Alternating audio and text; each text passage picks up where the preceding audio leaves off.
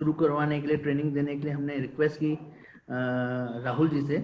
तो जादूगिन्नी का financial literacy program by Vodafone foundation, जिसको मार्केट में आप युवाओं के बीच में शेयर करते हैं, लर्निंग लिंक्स इंडिया इनकी संस्था है उसकी तरफ से।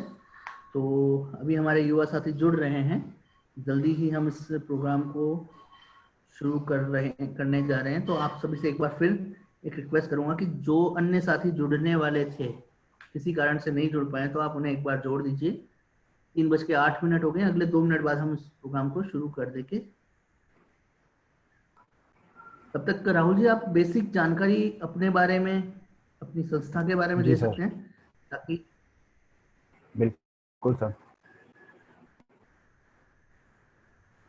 आवाज आ रही है सर मेरी आप सभी के बिल्कुल सर, पास? आपकी आवाज आ रही है। जी सर। जी सर। तो आप जितने भी सर जो NYKS की फैमिली से आज मेरे साथ में जुड़े हैं, तो सबसे पहले तो सर आप लोगों को मैं गुड मॉर्निंग विश कर रहा हूँ सभी को। क्योंकि एक ये जो हमारा प्रोग्राम है, सभी लोग सोच रहे होंगे कि गुड आफ्टरनून है, गुड मॉर्निंग क्यों? क्योंकि मैं कहते हैं ना कि एक जब जागो जभी सवेरा, तो उसी के लिए मैं आप लोगों को गुड मॉर्निंग विश कर रहा हूँ। कि जो आज मैं प्रोग्राम लेके आया हूँ, इस प्रोग्राम के माध्यम से आज बहुत सी चीज़ों को शायद हम हमारे जीवन में सब कुछ है, परेशानी है, अच्छे सुख भी है, सब कुछ है, तो उसी तरीके से हमारे खर्चे भी हैं, हमारे पास इनकम भी है। लेकिन उन चीज़ों को हमने किस प्रकार से हमारे जीवन में समझा है, किस प्रकार से हमने लिया है, उन चीज़ों को समझना हमारे लिए बहुत ज़रूरी होगा। और मैं आप लोगों के सामने जो जादूगिन्नी का प्रोग्राम लेकर आया हूँ, ये प्रोग्राम हमारा जो ऑर्गेनाइजेशन है लर्निंग लिंक्स फाउंडेशन और पार्टनर है वोडाफोन इंडिया फाउंडेशन, पूरे ऑल ओवर इंडिया में हमारी जो संस्थाएं हैं उन्होंने 15 स्टेट को चुना है, जिसमें से एक राजस्थान भी है। और 3 सालों से हम 2017 से इस प्रोग्राम को कंटिन्यू करते आ रहे हैं, जिसमें राजस्थान गवर्नमेंट के साथ में भी कम से कम 5 से 6 गवर्नमेंट के ऐसे डिपार्टमेंट हैं जिनके साथ में हमारा MOU है। और हजारों की तादाद में अभी तक हमने इस प्रोग्राम को पहुंचाया है फील्ड टू फील्ड। ऐसा नहीं है कि हमने जैसे आज आपके साथ में मैं ऑनलाइन जुड़ा हूँ, क्योंकि ये भी जो कोविड पीरियड है इस वजह से ये स्थिति आई है कि आप लोगों के साथ में ऑनलाइन सेशन करना पड़ रहा है। नहीं, हमारा जो इम्पैक्ट है, हमारा जो वर्क है वो एक फील्ड लेवल तक का है, ट्राइबल एरिया हो, विलेज हो, कहीं पर भी, स्कूल कॉलेज सब जगह। और इसका सब जादूगिन्नी का प्रोग्राम का उद्देश्य सिर्फ एक इतना सा है कि हर एक व्यक्ति जो भी पैसे कमा रहा है उस पैसे का सही से तो ना समझे कि हाँ मैंने कितना कमाया, मुझे कितना खर्च करना है और कितनी मुझे सेविंग करनी है कि भविष्य के अंदर में वो जो मैं पैसा बना रहा हूँ, बचा रहा हूँ, वो मेरे आगे काम है। क्योंकि आप भी देखो एक चीज़ आपने एक चीज़ नोट की होगी, जहाँ हम रहते हैं, मान लीजिए कोई भी अपना गली है, मोहल्ला है या अपना गाँव है, वहाँ पे एक चीज़ आपने नोट की होगी कि एक उसी गली या मोहल्ले में हर तरीके का या हर एक तबके का अपने को घर मिल जाता है, जिसमें कि एक बहुत पैसे वाला होता है, उसके पास गाड़ियां होती हैं, कोई ऐसा भी घर होता है जिसके पास मोटरसाइकिल है, कोई एक ऐसा भी घर है जिसके पास आज भी एक बाइक लेने के पैसे नहीं है। तो मैं सिर्फ वो इस तरीके से बता रहा हूँ कि हर एक हमारी नज़र में है, हर एक व्यक्ति या हर एक वो घर जिसके पास एक कोई ऐसा घर जिसके पास बहुत सारा नाप शनाप पैसा है, कोई ऐसा है जिसके पास आज एक अपनी लिमिटेशन में रह करके अपनी ज़रूरतें पूरी करने का पैसा है, एक ऐसा है जो ज़रूरतें यानी कि अपने बच्चों को अच्छी शिक्षा ही नहीं दे पा रहा। तो ये कभी आपके दिमाग में अगर आप लोगों ने कभी सोचा हो कि ऐसा क्यों है कि ऐसा, देखिए पुश्तैनी, मैं उस चीज़ की बात नहीं कर रहा हूँ कि किसी के पास पुश्तैनी संपत्ति है, उस चीज़ की नहीं, लेकिन आपने देखा होगा कि बहुत से लोगों के पास में, हमने एक चीज़ ये भी सुना है बहुत से कि आप अपने परिवार में बड़ों से सुन लो, अरे यार इनके पास आज से 10 साल पहले कुछ नहीं था, 15 साल पहले कुछ नहीं था। तो क्या आपका दिमाग कभी जोर देता है कि वास्तव में यार अगर परिवार वाले या अपने जो बड़े बुजुर्ग हैं या अपने मोहल्ले में अपने आस पड़ोस वाले उस व्यक्ति के लिए कह रहे हैं कि 10 साल पहले उसके पास कुछ नहीं था और आज उस व्यक्ति के पास में इतना कुछ है, तो वो कहाँ से आया उसके पास में? कभी भी अगर किसी व्यक्ति को अगर ऐसा लगता हो कि भी किसी ने जोड़ दिया हो, तो खुद को एक बार दिमाग पे हमें जोर देने की जरूरत है कि उस व्यक्ति ने ऐसा क्या किया कि आज उसके पास में इतना पैसा है। सीधा सा मैं उस चीज़ पे भी आपको बताऊंगा कि हम क्या कर सकते हैं, कि इस तरीके की ऐसी कौन सी योजनाएं हैं जो हम उनको बना करके आगे बढ़ें। और आज का जीवन आपको सबने देख लिया है कि 2020 अभी पीरियड चल रहा है, ऐसा है कि अच्छे अच्छे जो लोग हैं जिन्होंने अच्छी सेविंग की थी, अच्छा पैसा बना रखा था, उन लोगों की भी आज इस कोविड जो पीरियड है उसमें उन लोगों को पैसे की कठिनाई मालूम हो गई है। तो अगर हम लोगों के पास में पैसा कम था, या मान लीजिए अपन ने आगे भविष्य को लेकर के कभी कोई सेविंग नहीं की है, तो हम समझ सकते हैं कि एक हमारे लिए तो कितना दुखदायी होगा।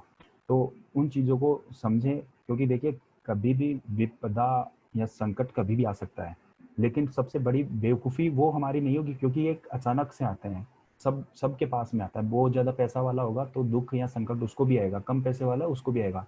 लेकिन सबसे बड़ी बेवकूफ़ी वो हो जाती है कि हम इन चीज़ों के लिए कोई तैयारी नहीं करते हैं कि भविष्य में अगर वास्तव में ऐसी कोई विपदा आई और हमारे पास में उस चीज़ से लड़ने के लिए क्या है आज के टाइम में।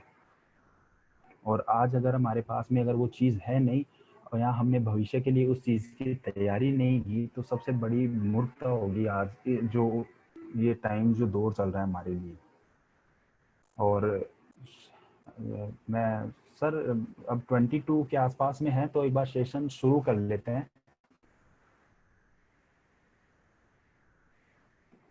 हाँ, हम शुरू कर सकते हैं। मैं एक बार सभी का स्वागत करना चाहूंगा फिर से, जो भी हमारे साथी जुड़े हैं।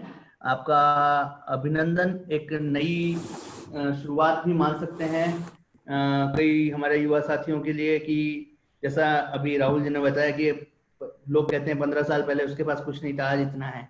तो उन्होंने कभी ना कभी शुरुआत की होगी, या ऐसा कहें जैसा अभी राहुल जी ने शुरुआत में सबको हमको गुड मॉर्निंग कहा। तो आपका वो एक्सप्लेनेशन बहुत अच्छा लगा कि अब इस दोपहर में या इस शाम का समय होने वाला, गुड मॉर्निंग क्यों कह रहा हूँ, क्योंकि जब जागो तभी सवेरा। फिर मैं अपनी वही बात दोहराऊंगा कि बुजुर्ग कहते हैं कि पैसा कमाना आसान है, बचाना मुश्किल। प्लानिंग ऐसी हो बिल्कुल कि पैसा बचे और बचा हुआ पैसा बढ़ता रहे।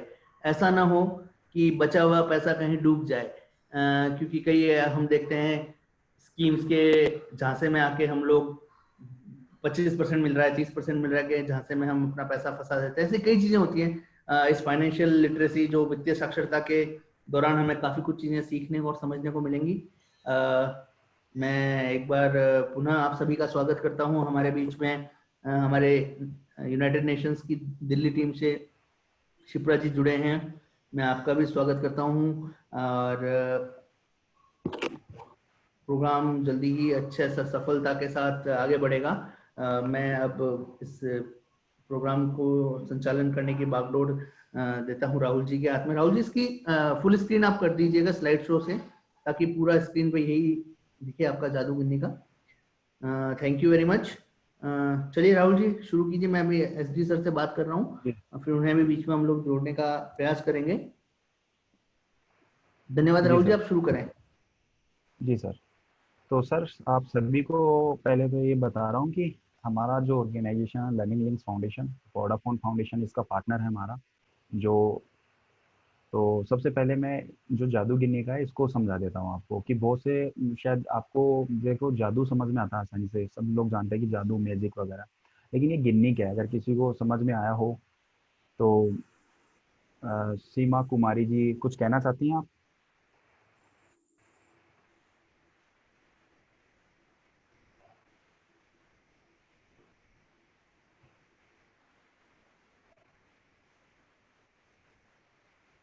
जी। तो ये क्या है जादू गिन्नी का, अगर देखो गिन्नी शब्द हमारा जो इस प्रोग्राम में लिया गया है वो ऐसा कुछ है नहीं कि इस गिन्नी शब्द में कोई आप लोगों को समझ में नहीं आए। गिन्नी का मतलब देखो आपने अपने अपने हमने सबने ही सुना है अपने बुजुर्गों से कि दमड़ी आना पाई। तो ये गिन्नी जो शब्द है ये भी पुराने टाइम के जो पैसे जो सिक्के होते हैं ना, गोल्ड कॉइन जो सोने के सिक्के होते थे, उनका एक नाम है। तो उसी के लिए कि अब इसको हम समझे कि पैसा, ठीक है, तो पैसा जादू का, यानी कि जो आज के टाइम में हम देखें कि किस चीज़ का जादू है, या पैसे को कह सकते हैं कि पैसे से ही सब कुछ हो रहा है, तो सब पैसे का ही जादू है, तो वही हमारे इस प्रोग्राम का नाम है। और इसके अलावा कुछ नहीं ज़्यादा बाकी समझने का ये है। मैं अब इसके लिए आप लोगों का जो हमारा नेक्स्ट स्लाइड है वो इसके ऊपर लेके आ रहा हूँ। इस प्रोग्राम में कितनी इन्फॉर्मेशन है वो आप लोगों को बता रहा हूँ। वित्तीय, ये हमारे इसमें नो कंटेंट है। इस जादू गिनने का प्रोग्राम में फाइनेंशियल लिटरेसी जो हमारा ये पार्ट है वित्तीय साक्षरता जादू गिनने का, इसमें नो सब्जेक्ट है।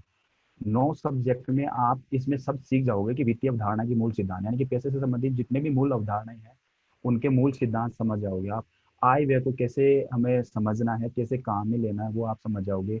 कर्ज के बारे में भी इसमें अच्छी से जानकारी है कि कर्ज भी किस प्रकार से हम लें, क्योंकि हर इंसान को जरूरत पड़ती है, पैसे वाला हो गरीब हो, किसी को भी किसी भी प्रकार का भी जो हो। मान लीजिए होम लोन है, किसी को एजुकेशन के लिए लोन चाहिए होता है, और किसी को बाइक टू व्हीलर भी, अगर हम छोटे से छोटा व्हीकल भी लेते हैं तो वो लोन के ऊपर ही लेते हैं, तो उस चीज को भी आप समझ आएंगे। बैंकिंग के मूल तत्व हैं कि बैंकिंग क्यों है, कैसे करवाएं, उसमें कौन सी सावधानी है, वो सब भी इसमें है।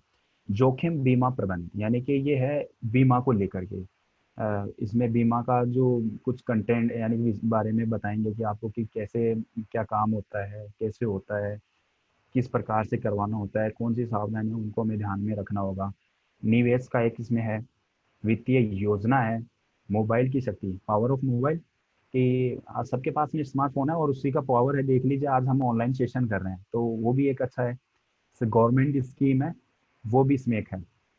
तो ये जितनी भी इसमें जितनी भी जो चीजें हैं ना, हम इन चीजों पे सब पे बात करेंगे, लेकिन एक ऑनलाइन सेशन है, इतना समय नहीं मिल पाएगा, क्योंकि कम से कम इस पे हर एक सब्जेक्ट पे आधे से 1 घंटे के बीच का समय चाहिए होता है। उतना समय हम शायद नहीं कर पाएंगे बैठ करके या जो भी है। लेकिन इसके लिए मैं आप लोगों को एक चीज बता रहा हूँ, और वो चीज ये है कि आप, हमारा जो प्रोग्राम है इसका एक गूगल प्ले स्टोर पे एक एप्लीकेशन है, जैसे ही व्हाट्सअप, फेसबुक, आप बहुत सारे गेम डाउनलोड करते हैं गूगल प्ले स्टोर से खेलने के लिए, तो उसी प्रकार का एक हमारा ये ऐप है, जिसको और भी अपडेट कर दिया गया है। लॉकडाउन जब पीरियड चला तब से ये और भी ज़्यादा अपडेट हो गया है।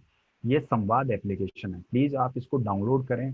मैं जितनी जानकारी नहीं दे पाऊंगा, आपको इसमें जानकारी मिलेगी हर एक सब्जेक्ट पे, जितने मैंने 9 सब्जेक्ट बताई वो, प्लस इसमें एक डिजिटल लिटरेसी का एक सब्जेक्ट और है, आप उसके बारे में भी अच्छे से जान सकते हैं। जैसे अपने परिवार में कोई नया फ़ोन यूज़र हुआ है, मेल्स कैसे चलाएं, और भी जैसे और भी सर्विसेज होती हैं इंटरनेट को लेकर के, कौन सी सावधानियां हैं, फैक वगैरह जो है हमारे मोबाइल को कैसे कोई हैक कर लेता है वगैरह, तो वो भी इसमें एक अलग सब्जेक्ट है। तो ये चीजें हम सब जानकारी रखेंगे ना अपने पास, तो किसी की कोई ऐसे मजाल नहीं है कि कोई हमें आकर के फटाफट से कोई चीट कर दे। सबसे पहली चीज तो ये है। तो मैं आप सभी को, मेरे दोस्तों को ये जरूर कहूंगा, आप ये संवाद जो एप्लीकेशन है आप इसको डाउनलोड करें। कम से कम 10 के लगभग इसमें भाषाएं हैं। आप उन भाषाओं में कोई भी, जैसे तेलुगु, मलयालम है, कन्नड़ है, गुजराती है, बंगाली है, अपने हिंदी है, इंग्लिश भी है, जो व्यक्ति जिस भाषा में उस जानकारी को सुनने का या देखने का या पढ़ने का इच्छुक है वो उसमें जानकारी ले सकता है।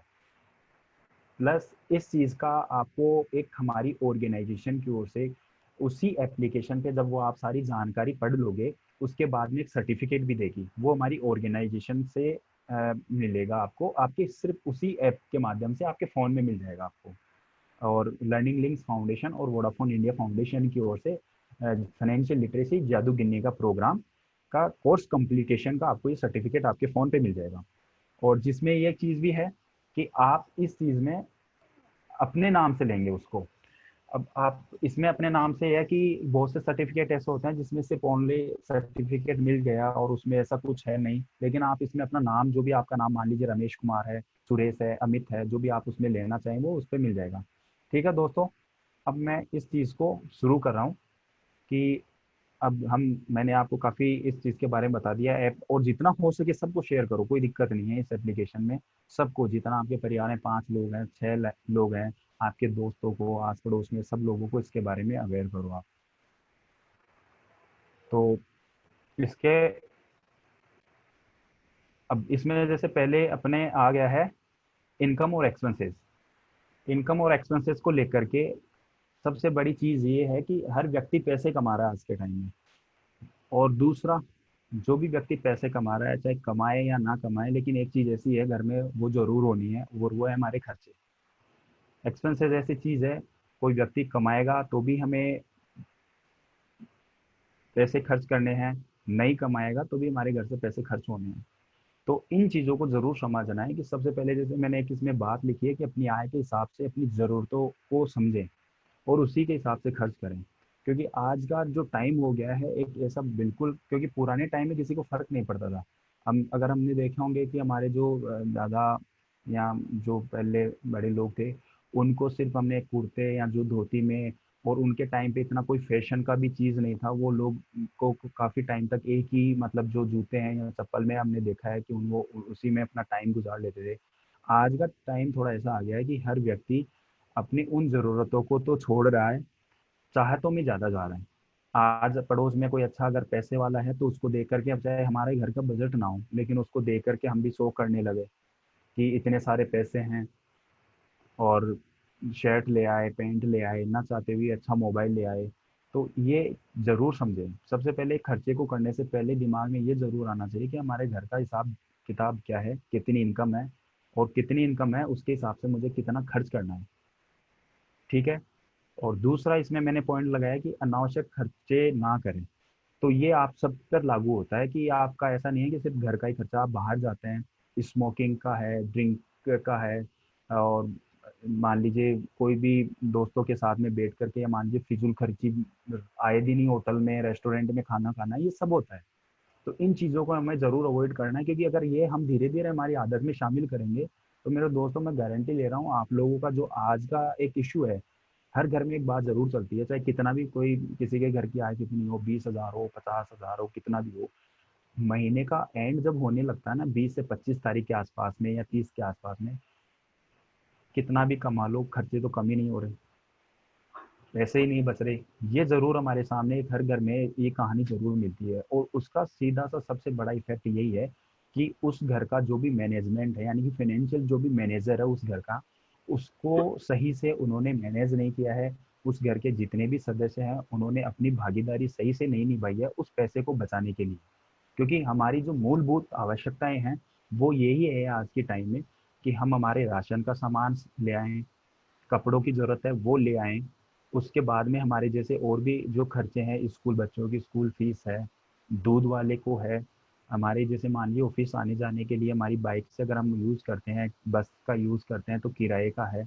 इसके अलावा जितनी जो चीज़ें हैं, मान लीजिए अगर हम रास्ते में कहीं बैठ कर के बेवजह हमारा कहीं पैसा बर्बाद कर रहे हैं, 20-50 रुपए डेली का, मान लीजिए पान, बीड़ी है, गुटखे हैं, इनमें हम खर्च करते हैं। तो उन चीज़ों को हम जो है अ, हमें ध्यान रखना होगा कि फिजूल खर्ची जितनी हम कोशिश करेंगे उतनी हम खर्च जो है वो कम करें। और जैसे कि इसमें एक चीज़ और है, जैसे मेरा तीसरा पॉइंट यही था कि अनावश्यक खर्चे हमारी बचत को ख़त्म भी करते हैं, और एक ऐसा वक्त भी आता है जबकि सारी बचत तो हो जाती है हमारी ख़त्म, और जब कोई अचानक से कोई ज़रूरत का खो गया, कि मान लीजिए घर में अचानक से कोई बीमार हुआ, या मान लीजिए किसी प्रकार से कोई ज़रूरी काम आ गया, मान लीजिए रिश्तेदारी में कोई आपके कोई काम निकल आया, कि उनके कोई शादी ब्याह है या कोई वहाँ पे आपको जाना है, तो आपको क्या होगा उस वक्त कि आप अपने आस पड़ोस में किसी ऐसे व्यक्ति को देखोगे कि आपके वो 5,000 रुपये का खर्चा है या 10,000 का है, कि आपको किसी से उधार लेना पड़े। तो एक ये भी चीज़ है। इजहार करते हैं। मैं एक बार जितने भी पार्टिसिपेंट्स जुड़े हैं उनसे एक रिक्वेस्ट है कि अपने जो स्पीक अपना माइक है वो एक बार आप ऑफ रखें, अगर किसी को कोई क्वेश्चन वगैरह पूछना हो तो आप उसको वहीं ऑन करें। तो मैं वही कह रहा था कि आप अपने जितने, अगर हम चाहें तो में हमारे पैसे उड़ाएंगे, बचत को ख़त्म करेंगे, तो एक चीज़ ज़रूर मान के चलना कि कोई भी कितना भी अच्छा व्यक्ति हो, उसको कर्जा लेने की ज़रूरत पड़ेगी। और जैसे इसमें हमारा मैंने चौथा पॉइंट लगाया है, हमारा जो प्रोग्राम है ये सारी इन्फॉर्मेशन मेरे प्रोग्राम की है। मैं सिर्फ एक आप लोगों, मेरा प्रोग्राम का जो भी इंफॉर्मेशन है, जानकारी है, वो आप लोगों तक पहुंचा रहा हूँ। और सबसे बड़ी चीज़ ये है कि और भी विकल्प खोजने चाहिए। किसी व्यक्ति को एक ऐसा नहीं हो कि हाँ मैं अगर कमा रहा हूँ 15,000 रुपये या 20,000 रुपये या 30,000 रुपये, या कोई भी मान लीजिए कोई भी गवर्नमेंट सर्वेंट है या प्राइवेट है या कोई बिजनेस वाला है किसी प्रकार में, तो उसको एक सिर्फ अपनी आय जो मिल गई है उस पर निर्भर होकर के या संतुष्ट होकर के ना बैठे, क्योंकि अगर वो व्यक्ति अगर उसके लिए संतुष्ट हो जाएगा ना, तो उसको अपनी आय के जितने और आगामी हो सकते हैं कि फ्यूचर में, और अगर वो दो सोर्स और अपनी इनकम के कर सकता है तो वो खत्म हो जाएंगे। तो इससे अच्छा है कि अपनी आय के मतलब हम जॉब कर रहे हैं अच्छी बात है, उसके साथ में कम से कम ऐसे एक सोच भी बनाए कि दो पैसे और हमारे पास में कैसे इनकम हो, या कैसे मैं क्या कर सकता हूँ ताकि मेरे पास में 2 रुपए का हर मंथली है या मेरे पूरे साल का है वो पैसे आने शुरू हो जाए। तो इसके लिए भी विकल्प जरूर खोजने चाहिए। और इस चीज़ के लिए हमें निवेश करना चाहिए। निवेश के लिए ये है कि मैं इस टॉपिक जो निवेश वाला है इसको मैं आपको आगे बताऊंगा, अच्छे से क्लियरली करूंगा आपको और इसमें जैसे आय और व्यय को अच्छे से समझने के लिए और पैसे बचाने के लिए ज़रूर आपको प्रयत्न करना पड़ेगा। और मैं कुछ आप लोगों को एक दो चीज़ उसमें बता भी देता हूँ, ताकि आप लोगों को खुद को ज़्यादा ऐसे और प्रोत्साहन करेगी वो चीज़ें। अगर आप करोगे तो आपको खुद को लगेगा कि मुझे ये करना चाहिए। जैसे कि एक स्लाइड है ये वाला। अब इसमें देखो, मैंने जो चीज़ें अभी तक आप लोगों को बताई वो सब इस चीज़ में आपको दिख जाएगी। कि एक मान लीजिए हमारा एक तराजू है और उसी में हमारा जो हमने कमाया है वो रखा हुआ है, और एक में हमने जो खर्चा कर दिया वो। तो जैसा कि आपका पहला पिक्चर है, इसमें आपका आय का जो पलड़ा है ना वो भारी है। और वास्तव में अगर हर किसी व्यक्ति को अगर चाहता है कि मेरे घर की स्थिति सही रहे, तो ये जो पहला पिक्चर है वो उसके लिए काम का है कि मैं मेरी आय को इतना ज़्यादा रखूं और मेरे खर्चों को उतना ही कम रखूं, ताकि मुझे ज़्यादा से ज़्यादा बचत हो और उतना ही पैसा मुझे बचे। दूसरे वाला पिक्चर है जिसमें आय भी बराबर है और व्यय भी बराबर है। यानी कि जिस मान लीजिए कोई भी व्यक्ति है, उसका 20,000 इनकम है, या मान लीजिए 50,000 है। उसने 50,000 महीने का कमाया, लेकिन उसके खर्चे भी 50,000 हो गए। तो ये कोई बिल्कुल सारांश वाली नहीं है। हालांकि उसको कर्ज लेने की जरूरत नहीं पड़ी, लेकिन उसके लिए बचत भी कोई नहीं है। वो भविष्य के लिए अगर उसने जितना कमाया उसने उतना ही खर्च कर दिया, तो भविष्य के लिए क्या योजना बनाएगा वो। कोई भी मान लीजिए आपत्ति काल में, मान लीजिए कोई मेडिकल सर्विस उसको भविष्य में लेनी पड़ गई, मान लीजिए कोई भी बच्चों की फीस के लिए या मकान के लिए किसी भी प्रकार का अगर उसका कोई अचानक से प्लान आता है, तो उसके पास तो पैसे नहीं है, उसको तो कर्ज लेना पड़ेगा ना। तो ये भी हमारे साथ में नहीं होना चाहिए। जो दूसरा पिक है कि मैं मेरी आय आई उसको उतना ही खर्च कर दूं, तो ये ऐसा नहीं होना चाहिए। तीसरे वाला जो हमारा पिक है, उसमें व्यय आय से भी ज़्यादा हो रहे हैं। ये तो और भी सबसे इतना मतलब परेशान करने वाला, जो भी अगर इस किसी भी घर की स्थिति इस प्रकार की रहती है, तो उसको तो ये मान के चलिए कि आए दिन उसको कर्ज लेने की जरूरत पड़ती होगी। कि जितना हमारा इनकम है और उससे ज़्यादा खर्चे हो रहे हैं, तो आज 5,000 उस किसी इससे लिए, 10,000 उससे लिए, 2,000 उससे लिए, कोई भी अचानक से काम आता है, तो आए दिन किसी ना किसी अगर कोई भी काम आया तो कर्जा लेकर के उस काम को करो। तो ये इस प्रकार की स्थिति है। हम ये तीनों स्थितियां हैं हमारे घर के अंदर में। अब हमें ये जरूर देखना होगा कि हम कौन सी स्थिति करना चाहते हैं हमारे घर में, कि हमें ज़्यादा से ज़्यादा लाभ हो, भविष्य के लिए हम ऐसी योजनाएं बना सकें। तो मैं उस चीज़ को मानता हूँ कि हमारा जो फर्स्ट पिक है, जिसमें हमारे खर्चे कम और आय ज़्यादा हो, यही वो चीज़ है जिसमें आपके पास हर वक्त आपके पास में ज़्यादा से ज़्यादा बचत आपके घर पे मौजूद रहेगी, और उस बचत को आप चाहो तो निवेश भी कर सकते हो, जो मैं निवेश का आपको आगे बताऊंगा। और एक ये चीज़ आप ज़रूर देखें, वित्तीय डायरी। इस चीज़ को आप एक बार थोड़ा गौर से देखें। ये वो चीज़ है, अगर आप लोगों ने इसको कंटिन्यू 1 महीने किया और अपनी आदत बनाया, तो ये चीज़ आपको खुद को मजबूर करेगी कि वास्तव में आप लोग अपने खर्चे कम करें। अब इसमें जैसे कि हमने कोई भी एक सिंपल सा कॉपी या डायरी लिया, जिसके एक पन्ने पे हमने आय का पेज बना दिया है, दूसरे पे व्यय का। अब इसमें हमने 1 तारीख से हिसाब करें कि जो भी हमारे पास में 5 रुपए का भी अगर इनकम हो रहा है, तो उसको हम नोट करेंगे उसमें। उसी प्रकार से खर्चे वाले पेज में पर डे का अगर जो भी हमारे खर्चे हो रहे हैं, बच्चों को अगर आपने पेन लाने के लिए 5 रुपए 10 रुपए दिया है, तो उसको भी आप नोट करो। क्योंकि बहुत सी टाइम में हमारे पास में एक दिक्कत आती है, जब महीने का एंड हो जाता है, तो हमें सिर्फ वे ही खर्चे याद रहते हैं। जैसे मान लीजिए कि बिजली का बिल था, वो हमने भरा, एक मोटी रकम थी, 2,000 5,000 रुपए, तो हमें याद रह गया। दूध वाले को पैसे दिए 2,000 5,000, तो वो याद रह गया। लेकिन जो डेली हम 20 से 50 रुपए 100 रुपए की दे रहे हैं, और वो खर्चा भी हो रहा है, महीने वाले दिन हमें से कोई पूछता है तो वो हमें याद ही नहीं रहता। तो ये चीज़ ज़रूर है, आपके पास पैसा आ रहा है डेली का, वो भी नोट करो, खर्चे हो रहे हैं वो भी नोट करो। महीने के आखिर में ये आप लोगों को एक ऐसा ज्ञान कराने वाला है, यही डायरी, वित्तीय डायरी, जिस हमारे प्रोग्राम में इसको जो वित्तीय डायरी बताया है, ये आप लोगों को एक ऐसा ज्ञान कराने वाला है। तो आप लोगों को, जैसे कि हमने आय का पूरा नोट कर लिया, खर्चे का पूरा नोट कर लिया, अब पूरे महीने के एंड में इसका हिसाब करना है कि आपकी आय कितनी थी और आपके व्यय खर्चे थे वो कितने हैं। आपके अगर खर्चे पूरे हो गए हैं, जितनी आय थी उतने के उतने ही, तो फिर आपको अब आपके खर्चे वाले पेज में जा करके जो भी आपने 1 तारीख से उस हिसाब को लिखा है, उससे लेकर के महीने के आखिर तक ये चीज़ नोट करनी है कि आपके कौन से वाले ऐसे खर्चे हैं जिनको आपने बेवजह किया है। जैसे कि मैं बात करूं, अब इसमें तो जैसे 2-3 जो चीज़ पॉइंट एक सिर्फ आप लोगों को एग्जाम्पल के लिए दिए गए हैं, राशन, दवाई, चाय। लेकिन गुटखे का है, बीड़ी, सिगरेट, तंबाकू, और अल्कोहल है। मान लीजिए आपके पास में प्रॉपर खूब अच्छे से कपड़े पहनने के लिए पड़े हैं, फिर भी किसी दोस्त ने अपने लिए बाजार गया पैंट शर्ट लाने के लिए, आपका भी उसके साथ में उसी शोरूम पे कपड़ों को देख के मन में आ गया कि हाँ यार एक दो शर्ट तो मैं भी ले लूँ, तो जबकि वो ही आपका बेवजह का खर्चा है। आपके पास में पर्याप्त घर पे मौजूद आपके कपड़े हैं, आपके पास शूज हैं, सब कुछ है, उसके बाद में भी कपड़े दोस्त लेने गया था और उसके साथ में कपड़े हम भी लेके आ गए। तो इन चीज़ों का विशेष ध्यान रखना है, उन चीज़ों को नोट कर लो आप कि हाँ इस महीने मेरे पास में गलती से या बेवजह या मेरी चाहत में आकर के मैंने ये खर्चा कर दिया है। तो नेक्स्ट टाइम जब ये वित्तीय डायरी बनाओ तो उन खर्चों पे, जिन खर्चों को आपने बेवजह किया है, कोशिश पूरी ये करो कि वो नेक्स्ट मंथ ना हो। आप अगर ये 3 से 4 महीने आपने ये प्रोसेस कर लिया तो आपकी स्वयं की आदत ऐसी हो जाएगी कि आप बेवजह के जितने भी खर्चे हैं या चाहतों वाले जो अनावश्यक खर्चे हैं, उनको स्वतः ही आप अपनी ज़िंदगी से निकाल दोगे।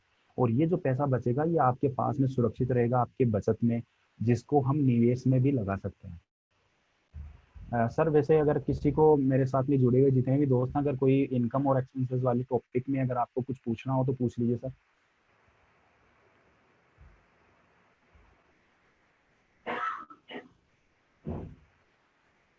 मेरा नेक्स्ट पॉइंट है कर्ज लेकर के, यानी कि जिसको हम कहें कोई लोन मान लो, कर्ज मान लो, क्योंकि एक लोन भी हमारे लिए कर्ज ही है। कोई है दोस्त जिसको इनकम और एक्सपेंसेस वाला जो पार्ट है उसमें कुछ समझ में नहीं आया हो? मैं आगे बढ़ूं? जी सर। तो कर्ज के बारे में मैं आपको बता रहा था कि कर्ज की स्थिति तो देखिए एक तब आती है हमारे पास में जब हमारे घर में कोई ऐसा काम आ गया हो उसको करने के लिए हमारे पास पैसे नहीं है। अब मान लीजिए कोई भी अचानक से हमें एक एक मिनट।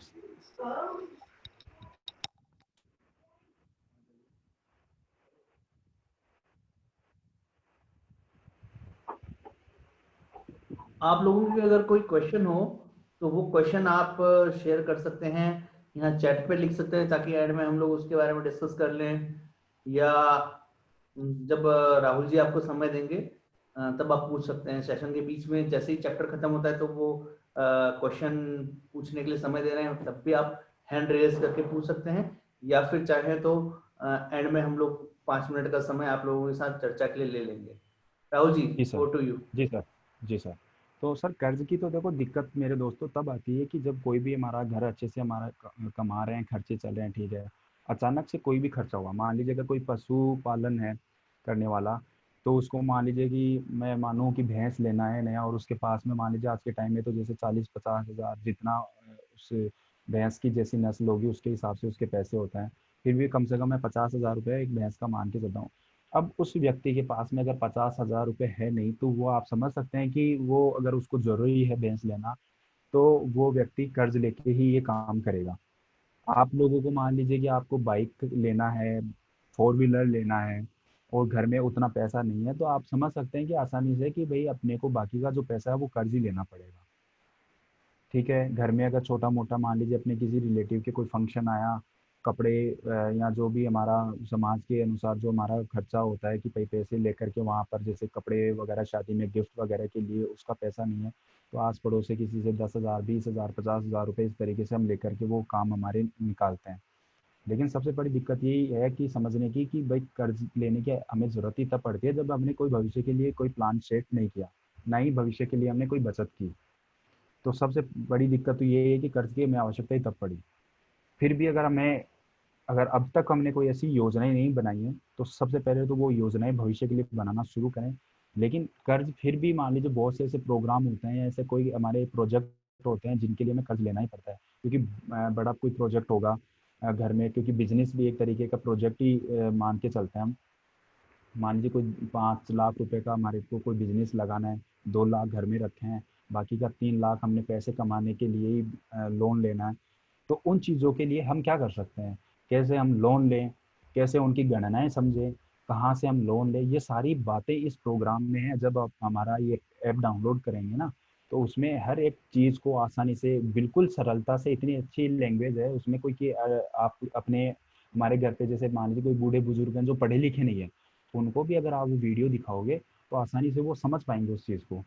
तो मैं ये कह रहा था कि कर्ज समझदारी से लेना सबसे, अगर मान लीजिए हमें जरूरत पड़ती है तो कर्ज लेने के सही विकल्प चुने। सही विकल्प का मतलब मेरा ये है कि बैंक को ही अपना माध्यम बनाएं, क्योंकि आज आपने भी देखा होगा, मुझे पता है, सब लोग जानते हैं, अपने आस पड़ोस में भी ऐसे लोग होते हैं जो 2 रुपए सैकड़े पे, 4 रुपए सैकड़े पे ब्याज के ऊपर पैसे देते हैं।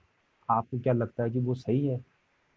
एक छोटी सी कि हमारे बड़े बुजुर्ग थे, उनको पढ़े लिखे होने का या बैंक के नाम से ही डर लगता था कि पता नहीं मैं बैंक में कर्ज लेने जाऊंगा, पता नहीं वो क्या क्या कागज मांगेगा, कैसी फॉर्मेलिटीज पूरी होंगी, कैसे क्या होगा, क्या मुझसे पूछेगा, इनके डर से ही बस वो उन्होंने कभी गए नहीं। और अपने आस पड़ोस में 2 रुपए सैकड़े पे, 4 रुपए सैकड़े पे ब्याज चल रहा है, और मेरे सामने भी मैंने बहुत बार ये चीजें देखी भी है। तो मैं वो भी बताऊंगा कि आपको 2 रुपए का सबसे सस्ता ब्याज मानते हैं हम लोग। अगर आपको किसी को भी पता हो तो आप के आस पड़ोस में किसी ने लिया हो, या हो सकता है कि आप में से किसी ने ले रखा हो, या आप देने वाले हों, तो आपको पता होगा 2 रुपए सैकड़े का जो ब्याज है उसको भी हम बहुत सस्ता मानते हैं। लेकिन पता है, आप अगर उसकी ईयरली बैंक कैलकुलेशन निकालेंगे तो 24% वार्षिक ब्याज दर आती है। जबकि इस रेट पे तो आसानी से इससे भी कम में बात कर रहा हूँ। अगर आपके पास बैंक को जो आपके डॉक्यूमेंट चाहिए वो आपके पास प्रॉपर है, तो इससे भी कम की बात कर रहा हूँ कि आपको आसानी से बैंक से लोन मिल जाएगा, 15% में, 18% में, 20% में। जबकि 2 रुपए सैकड़े का आप अगर उसका निकालते हैं, वो आपको आता है 24% वार्षिक ब्याज दर। अब सोच लीजिए, जिन लोगों ने 3 रुपए सैकड़े पे, 4 रुपए सैकड़े पे ले रखा है, वो तो कितना ज्यादा ब्याज चुका रहा होगा कि उसको वो ब्याज इतना भारी पड़ गया है, जितना उसको, जितना मूल रकम उसने ली उसको वो भारी नहीं पड़ रही है। तो सबसे अच्छी बात यही है कर्ज की, कभी भी किसी व्यक्ति को देखिए। और मेरे दोस्तों, एक चीज मैं कह रहा हूँ आपको, जितने भी मेरे साथ आप लोग जुड़े हैं, इस जो भी इंफॉर्मेशन है, ये जानकारी है, आप अपने तक ही ना रखें। ये ना समझे कि एक जो लर्निंग लिंक्स फाउंडेशन थे, एक बंदा था और उसने हमें एक जानकारी दी, हमने ले ली, वो सिर्फ जानकारी हमारे लिए थी, ऐसा बिल्कुल ना करना आपको। आप इस जानकारी को जितना मेरे दोस्तों हो सके उतना इस चीज को आगे तक ले जाओ अपने गांव में, क्योंकि भला सबका होना चाहिए। और आपको भी पता है कि मैं एक कि हमारी ऑर्गेनाइजेशन ये इसी वजह से हम आप लोगों से कनेक्ट होते हैं, ताकि वही कि हम 1 से 2, 2 से 4 हों। तो ये इंफॉर्मेशन फ्री ऑफ कॉस्ट है, आप सभी के लिए कोई चार्जेस नहीं है। तो उसी प्रकार से आप एक जन कल्याण या मान लीजिए एक मानव सेवा के तरीके से इस चीज़ को लेकर के आप सब लोग, जितने भी लोगों का भला हो सके उनको एक जानकारी देनी है। आप लोगों को तो इतना भी नहीं करना है जैसे मैं आप लोगों से कनेक्ट हो रहा हूँ, सिर्फ एक उनको हमारा ऐप बता दोगे, वो घर बैठ करके जब उसको समय होगा अपनी जानकारी ले लेगा। ठीक है सर। अब इसमें दूसरी चीज ये थी कि बैंक को हमें माध्यम बना करके उसकी जानकारी लेकर के बैंक से ही हमें काम करवाना है। ये जो साहूकार है, मुनीम साहूकार लाला, जितने भी ब्याज देने वाले होते हैं, इनके चंगुल में ना फंसे। यहाँ पे देखो रिस्क क्या होता है, ब्याज तो महंगा हम दे ही रहे हैं, लेकिन प्रॉपर कागजी कार्रवाई भी नहीं होती है। बहुत बार लोगों से प्रॉपर्टी के उनके कागज रखवा करके, अपने गहने रखवा करके और उनको पैसे दिए जाते हैं। अब उसमें मैंने भी देखो न्यूज़ पढ़ता हूँ, बहुत से केस भी आए हैं उसमें कि व्यक्ति ने अपनी प्रॉपर्टी के ज़मीन के कागज़ रख करके और पैसे लिए थे, उसने वो सारे पैसे भी चुका दिए, लेकिन मुनीम या ला जो भी उसके गांव का था या जो भी था, वो पावरफुल, यानी कि जो भी उसके आस पास, जैसे मान लो उसके कहने पर किसी की मार पिटाई करने वालों, कैसे भी मान सकते हो, उसकी पावर वाला व्यक्ति, तो उस व्यक्ति ने उसके प्रॉपर्टी के सारा ब्याज भी चुका दिया, उसके बाद में भी नहीं दिए। फिर वो कानूनी कार्रवाई हुई, पेपर में मैंने फिर पढ़ा। तो ऐसी भी दिक्कत आती है बहुत से, जैसे मैंने गहनों वाली भी सुनी कि गहने ओरिजिनल रखे थे और उनको ब्याज चुका करके उसको रिकवर करने में, अपना सारा पैसा चुकाने में 1 साल 2 साल लग जाते हैं, जब तक उन्होंने वो एज इट इज वर्क के वही गहने उसको नकली बना करके दे दिए। तो बहुत से ऐसे केस हैं, इन चीज़ों में ये भी दिक्कत आती है। ठीक है। तो सबसे पहला माध्यम हमारा है, गांव के जितने भी आपके आस पड़ोस के लोग हैं, सबको यही कहना है कि आप अगर जरूरत पड़ती है कर्ज की तो बैंक को ही माध्यम बनाए। दूसरी चीज, हमारा प्रोग्राम इसमें आपको एक चीज और सिखाएगा, वो चीज ये है कि आपको ब्याज की गणना करना भी आसानी से बताएगा, क्योंकि सब लोगों के लिए सबसे बड़ी दिक्कत यही आती है कि ब्याज की गणना ही नहीं हो पाती किसी से भी। तो ये जो हमारा प्रोग्राम है, इसका जो आप ये कर्ज वाला वीडियो एक उसमें देखोगे आप, जो उसमें आपको आसानी से बताएगा कि आपको कर्ज की गणना या ब्याज की जो गणना है वो किस प्रकार से करनी है। कि आपको ये जो इतने रुपए का ब्याज लगा वो इतने प्रतिशत आया, इतने रुपए आपने चुकाए तो वो आपके इतने इस प्रतिशत के हिसाब से लगे हैं। तो वो आप लोगों को ये भी चीज़ सिखाएगा आसानी से, सरलता से। उसमें सूत्र दिए हुए हैं, आसानी से आप समझ भी जाओगे। कैलकुलेशन अगर आपका जो भी प्रोग्राम है ब्याज को निकालने का, वो आप मान लीजिए प्रतिशत निकालना चाहते हैं क्या है, वो आप आसानी से फिर निकाल पाओगे। तो ये कर्ज वाले वीडियो में आसानी से दिया गया है।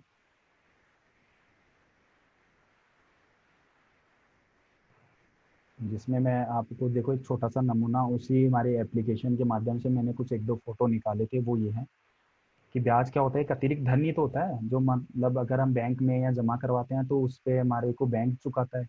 अगर हम कर्ज लेते हैं तो हम बैंक को चुकाते हैं। यही सिस्टम है। जैसे एक छोटा सा मैंने एक सूत्र भी इसमें हमारे इसमें दिखाया मैंने। और ऐसे ही वीडियो के माध्यम से बताएगा, आप आसानी से उसको पॉज कर करके देख सकते हैं कितनी क्या गणनाएं हैं, किस प्रकार से हैं, वो सारा उसमें जान सकते हैं।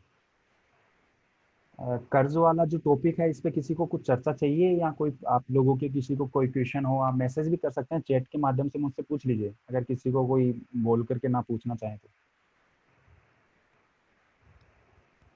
लेकिन ये चीज़ ज़रूर है मेरे दोस्तों कि अपने गांव में ये लूट खसोट ज़्यादा है। आजकल मैं एक चीज़ और देख रहा हूँ कि एक लोगों को एक जो छोटी मोटी कई लोग आपस में ही फ्रॉड करने के लिए सोसाइटी बना लेते हैं, फिर गांव के भोले वाले लोगों से उनके कुछ पेपर रखवा लेते हैं और उनको पैसे दे देते हैं। तो इन चीज़ों का मेरे दोस्तों मैं आप लोगों को बता रहा हूँ, इन चीज़ों की पूरी तहकीकात करें। जैसे कि बैंक को रेगुलेट कौन करता है, आरबीआई। कि जितने भी भारत में बैंक होंगे उनको आरबीआई ही रेगुलेट करता है। तो हम अगर ऐसा कोई एक केस आया था, शायद मैंने पेपर में पढ़ा था कि एक गांव में काफी टाइम से बैंक चल रहा था, जो सोसाइटी के तरीके से। किसी ने उस पर ध्यान नहीं दिया, काफी 5 से 6 महीने तक उन्होंने उस गांव में काम किया। छोटी मोटी रकम होती थी, लोगों को चुकाई दी, लेकिन बड़ी ये पूरे गांव की रकम इकट्ठा करके वो भाग गए थे।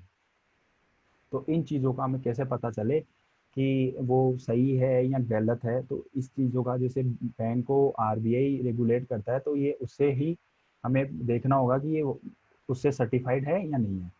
इंश्योरेंस कंपनीज हैं, वो आईआरडीआई से सर्टिफाइड होती हैं। निवेश वाली जितनी कंपनियां हैं या जो भी प्रोजेक्ट उन लोगों का है वो किससे होता है, सेबी से रेगुलेट होता है। तो ये चीज़ें हमें ध्यान में रखनी होगी, क्योंकि जब तक हमारी समझ को हम उस लेवल तक नहीं बना पाएंगे कि हमें जब कोई व्यक्ति है वो हमें कागज़ सामने दिखा रहा है और हम उसको देख नहीं पा रहे हैं, समझ नहीं पा रहे हैं, तो कोई भी आसानी से हमें बेवकूफ़ बनाएगा ही। ठीक है सर, किसी का कोई क्वेश्चन नहीं है कर्ज को लेकर के, फिर मैं चलूँ आगे। एक क्वेश्चन है इसमें, आप जी चैट पे सर। देखिएगा। जी सर। विश्राम जी का एक क्वेश्चन है, आप देख लीजिए उसको।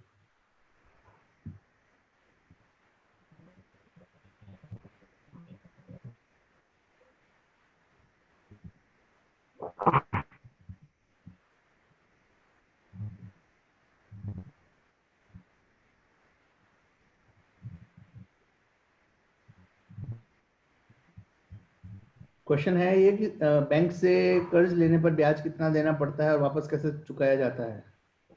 सर मेरा चैट खुल रहा नहीं है, तो सर थोड़ी सी आप मेरी हेल्प करना, आप मुझे बता दीजिए वो मैसेज क्या है इनका। बैंक से कर्ज लेने में ब्याज कितना लगता है और वापस कैसे चुकाया जाता है। जी सर। जी सर, तो मैं और सभी ये जो। साथी जी सर। सभी साथी प्लीज इसमें आप कुछ मार्क मत करें, देखिए आपको ही देखना है, आपके ही दूसरे साथी देख रहे हैं, तो इसको आप बीच में कोई भी पेन पेंसिल से मार्क ना करें प्लीज। अब इसमें सर ये देखिए, एक ये कहना मुश्किल होता है कि जैसे भी जो भी सर ने ये प्रश्न मुझसे पूछा है कि बैंक कितना ब्याज लेता है। ये देखिए एक चीज़, एक अलग सब्जेक्ट है कि आपकी आवश्यकता क्या है। होम लोन का है, पशुपालन का है, या आपके लिए खेती के लिए आपको लोन चाहिए, शिक्षा के लिए लोन चाहिए, इन सब का जो बैंक जो ब्याज होता है वो सब चीज़ों के ऊपर अलग अलग इनकी परसेंटेज होता है। ठीक है। दूसरी चीज ये होती है कि इसमें आपका जितना सिविल अच्छा होता है कि आप लोगों का माध्यम पैसा चुकाने का, यानी कि बैंक जितना आप पे कॉन्फिडेंस कॉन्फिडेंस का मेरा आशय ये होगा कि बैंक को जैसे मान लीजिए आपके इनकम सोर्स देखना है। आपने मान लीजिए 5 लाख रुपए का आपने लोन लिया है और उसकी मंथली किस्त बन रही है आपकी मान लीजिए 12 से 13 हजार रुपए या 10 हजार रुपए, 5 4 5 सालों के लिए, और आपकी मंथली इनकम है आसानी से 50 से 60 हजार रुपए। तो बैंक क्या समझेगा उस वक्त कि हाँ इस व्यक्ति के पास में इतनी इनकम है कि अगर ये मैं इसको लोन दूं तो इसमें इस व्यक्ति की जो महीने की किस्त आएगी 10 से 12 हज़ार रुपए की आसानी से मुझे चुकाएगा। ठीक है सर। तो इस वक्त में क्या है, जब बैंक जितना हमारे ऊपर या जितनी उसकी जो आवश्यकताएं हैं बैंक की हम फुलफिल करते हैं, उतना ही हमारे को इंटरेस्ट रेट जो है एक कम कम पे मिलता है। जैसे एक शायद मेरे दोस्त कोई समझ पाए, मैं जो आप लोगों को उदाहरण देने वाला हूँ। एक किसी ने प्रॉपर्टी ली है, कोई प्लॉट वगैरह, आप या सुना होगा कोई, जैसे प्रॉपर्टी कोई प्लॉट वगैरह लेते हैं, तो जो गवर्नमेंट अप्रूव्ड जो कॉलोनी होती है, यानी कि जो पट्टेदारी मैं बात करूं, मान लीजिए कोई जयपुर के रहने वाले हैं तो जेडीए जो अप्रूव्ड जो एक प्लॉट है, मान लीजिए 200 वर्ग गज का, एक होता है सोसाइटी का पट्टा, एक होता है जिसमें मान लीजिए अभी तक कोई कागजात ही नहीं बने हैं। तो गवर्नमेंट का जैसे जो पट्टा जिसमें वो वाला प्लॉट है, उस पे आपको एक तो सबसे पहली बात, एक तो आसानी से आपको उस पे कर्ज मिल जाएगा। ठीक है। आप लोगों को उसके लिए, क्योंकि बैंक फुलफिल दिया रहेगा ना कि हाँ यार एकदम पक्का पट्टा है और मुझे किसी का अगर ये चुकाता भी नहीं है तो मैं इसको, अगर मेरे पास में इस प्रॉपर्टी को मैं करूंगा तो मुझे कोई आगे भविष्य में कोई परेशानी भी नहीं होने वाली। तो वो इंटरेस्ट रेट भी कम हो जाएगा। सोसाइटी के पट्टे पे आपने देखा होगा कि कोई व्यक्ति मकान बनाने के लिए या खरीदने के लिए लेता है तो उस पर वही रेट हाई हो जाता है, क्योंकि उसका गवर्नमेंट से पूरा पट्टा पक्का नहीं होता। इस वजह से बहुत सी ऐसी जमीनें हैं जिन पे उसका वो सोसाइटी का भी नहीं होता, तो और भी महंगे ब्याज दर पे उनको देते हैं। जबकि ये और होता है, ऐसे जमीनों पर सरकारी जो बैंक है वो लोन भी नहीं देते। मैं आप लोगों को बताना चाहूंगा, उन बैंक उन जगहों पर वे बैंक ब्याज देते हैं जिनको हाई रेटेड, यानी कि आपको इतना ज्यादा प्रतिशत यानी कि ब्याज मिलेगा, कर्ज पे मिलेगा ब्याज पे, और वो ही प्राइवेट बैंक ही इस चीज को रिस्क मान करके आपको पैसा देते हैं। ठीक है। तो उस चीज का क्या, आपको पैसा भी ज्यादा चुकाना पड़ेगा। तो ये चीजें हैं, इसमें कोई ऐसा फिक्स नहीं है कि आपने होम लोन लिया तो किसी व्यक्ति को 20 मिला है तो आपको भी 20% पे ही आपको ब्याज पे वो आपको होम लोन मिले, ऐसा नहीं होगा।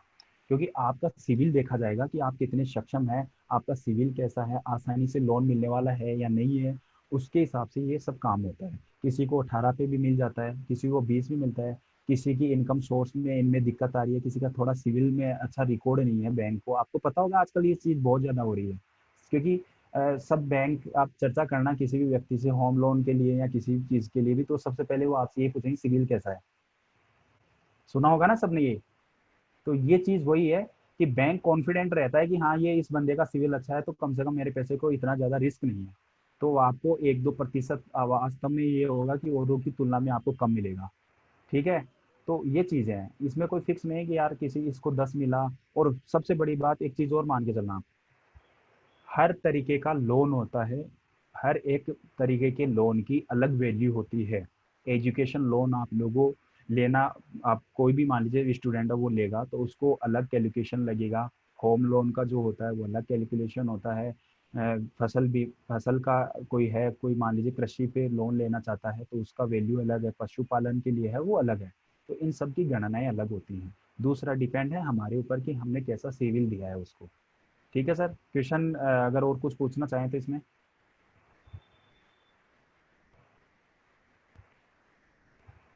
कोई क्वेश्चन नहीं, आप कंटिन्यू करिएगा आगे। जी सर।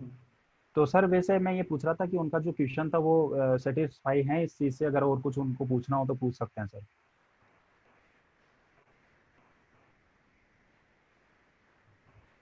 ओके। जी सर। तो सर अब मैं आ गया हूँ बीमा का, एक हमारा इसमें कंटेंट है, बीमा भी एक सब्जेक्ट है। सबसे बड़ी चीज़ मैं बता देता हूँ कि अभी मैं बीमा जब बोलूँगा तो आधे से ज़्यादा लोग होंगे या जो यही कह देंगे कि बीमा में तो पैसा लगाना ही बर्बाद है। क्योंकि आज के टाइम में हमारे जो भी ये चीज़ हो रही है, बीमा का नाम सुनते ही सबसे अधिकतर लोग यही सोचते हैं या मुंह पे ही कह देते हैं कि बीमा में पैसा लगाना यानी कि बीमा करवाना पैसा बर्बाद करना है। लेकिन मेरे दोस्तों एक चीज़ मैं आप लोगों को क्लियरली बता रहा हूँ, बीमा जो है एक पैसा व्यर्थ करना नहीं है, ये अपने भविष्य को सुरक्षित करने वाली एक योजना है। और दूसरी बात, जो व्यक्ति मुझे ये कहे कि हाँ भाई ठीक है बीमा में हमने पैसे लगाया और उसका कुछ मुझे तो मिला नहीं, या मान लीजिए पैसे। जी सर, कोई है क्वेश्चन, किसी की आवाज़ आई होगी। तो सर किसी का माइक म्यूट नहीं है, अगर कोई क्वेश्चन हो तो एक बार पूछ लीजिएगा। तो सर मैं ये कह रहा था कि बीमा को है ना निवेश के तौर पे ना देखें आप।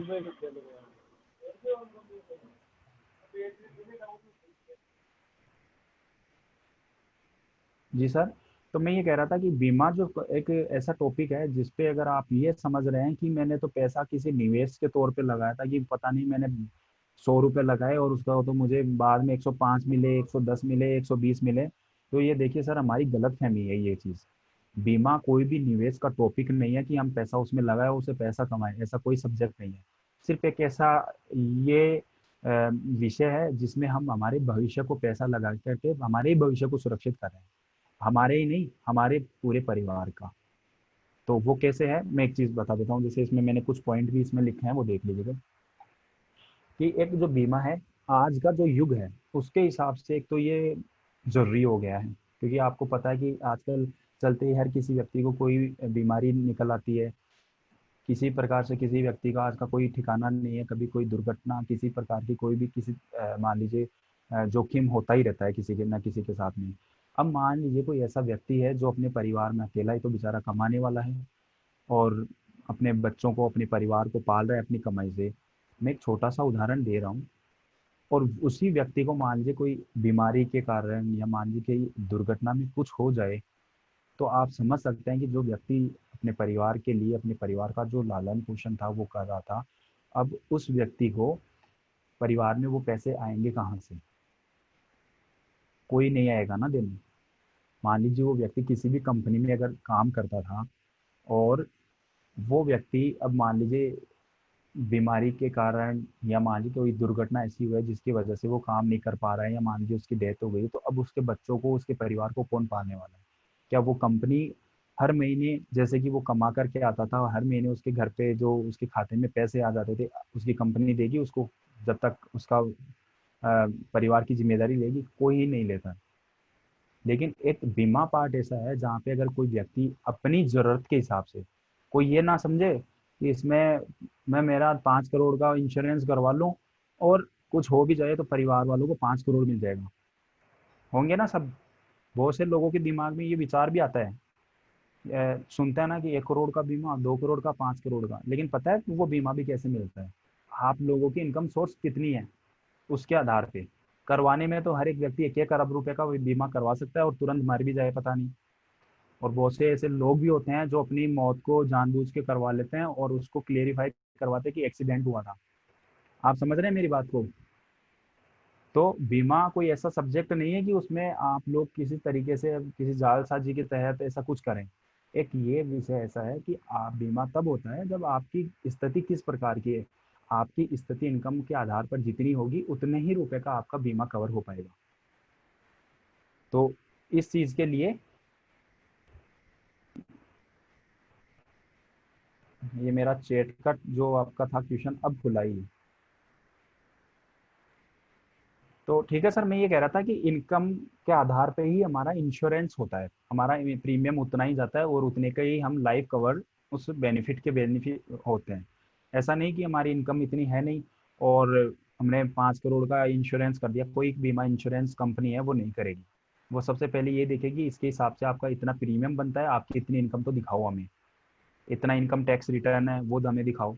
तो अगर होगा ही नहीं तो आपको कैसे मिलेगा कोई भी चीज़?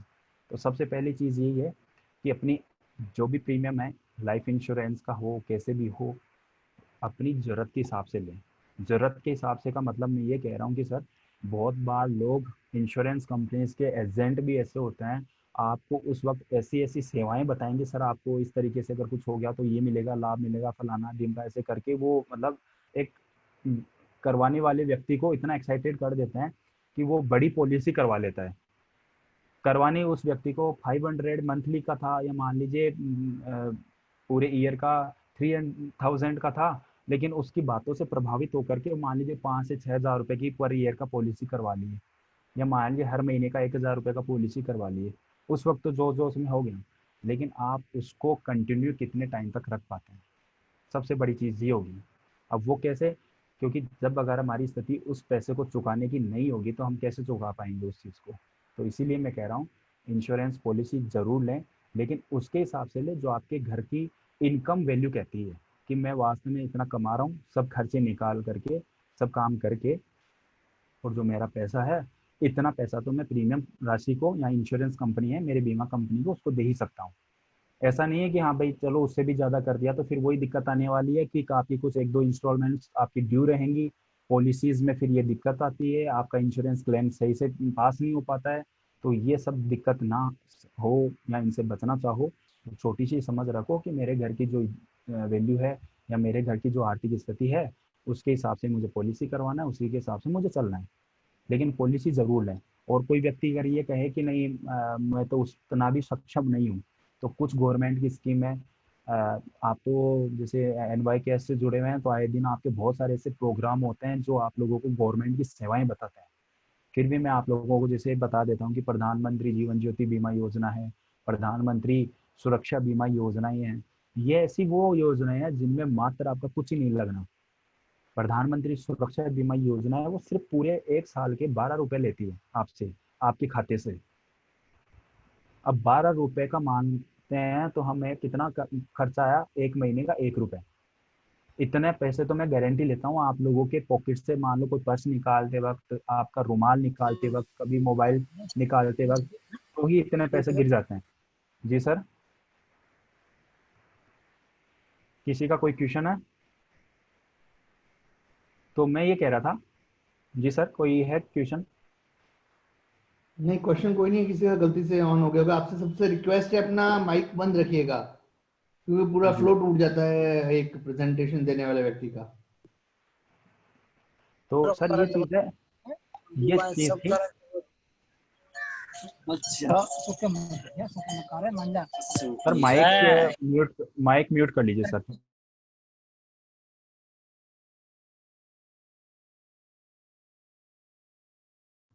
आप अपना अनम्यूट कर दीजिए राहुल जी, मैंने सबको म्यूट कर दिया था, आपका भी म्यूट हो गया इसके साथ। जी sir, okay sir, thank you. तो सर मैं ये कह रहा था कि ऐसी कुछ जो कोई कहे कि मेरे पास में तो इंश्योरेंस पॉलिसीज लेने के पैसे नहीं है या मेरी स्थिति नहीं है, तो मैं उन लोगों को ये 2 गवर्नमेंट स्कीम बताई है, आप ज़रूर लें।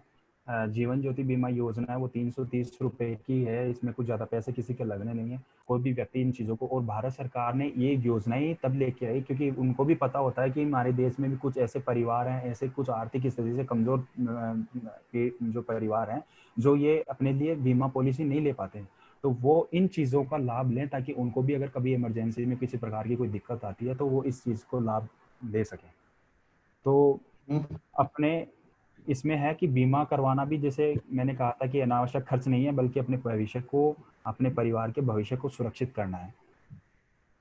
और भी जैसे मैंने गवर्नमेंट की स्कीम बताई है, इनके अलावा भी और भी है। अगर आप अपने पॉलिसी का प्रीमियम अगर बढ़ा करके लेना चाहते हैं तो बहुत सी कंपनीज हैं, इंश्योरेंस कंपनीज है, गवर्नमेंट की इंश्योरेंस कंपनीज है, जितना चाहें आप जैसी सर्विस उनके साथ में ले सकते हैं।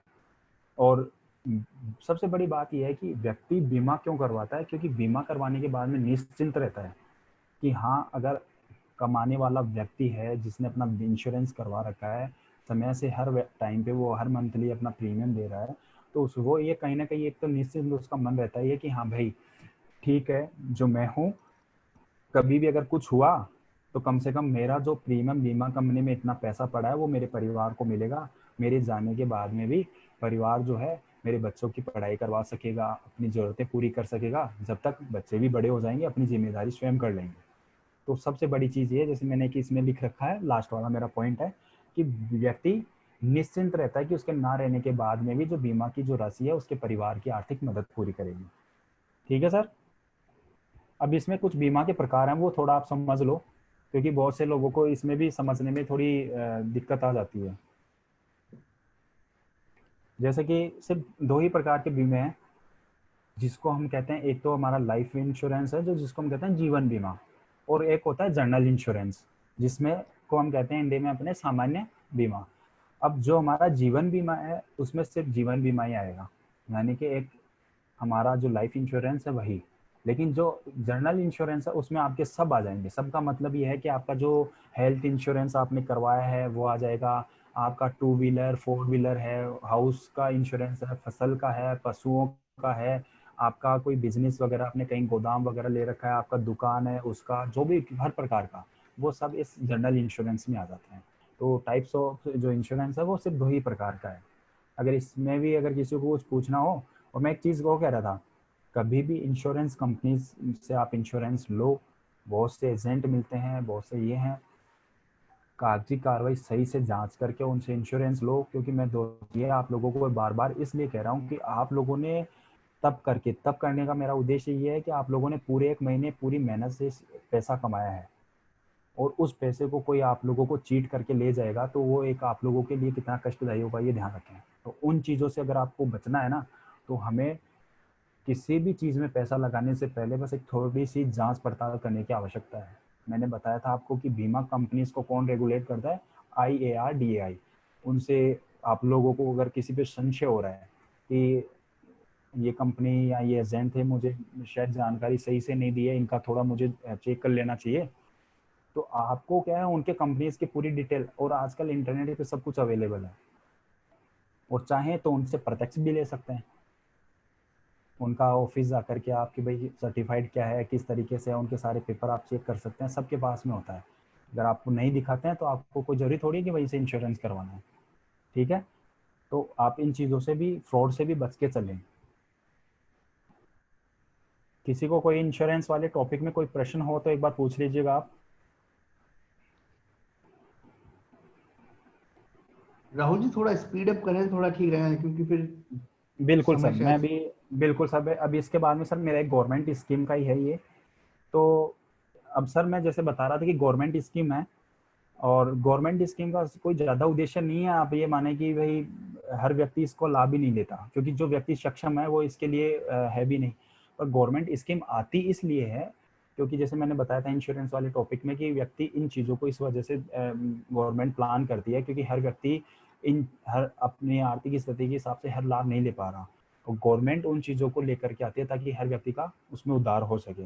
जैसे प्रधानमंत्री जीवन ज्योति में मैंने बता दिया आपको, सुरक्षा बीमा योजना बता दी, राजस्थान गरीब कल्याण रोजगार योजना, ये जो एक योजना आने वाली है, इसका भी आप ध्यान रखें। जो व्यक्ति है कि जिसको रोजगार को लेकर के कोई परेशानी आ रही है, या मान लीजिए कोई चाहता है कि उसको और भी एक दो जगह से कोई वो वैकेंसीज वगैरह कुछ देख सकें, तो राजस्थान गरीब कल्याण रोजगार के अंतर्गत जो है रेलवे के अंदर राजस्थान स्टेट के लिए ही कम से कम 2 लाख वैकेंसीज जो मजदूरों की निकलेगी। तो इसका आप इंटरनेट पे सर्च करें, इस जानकारी के बारे में पता करें कि कब वो वैकेंसीज शुरू होने वाली हैं, कब आएंगी।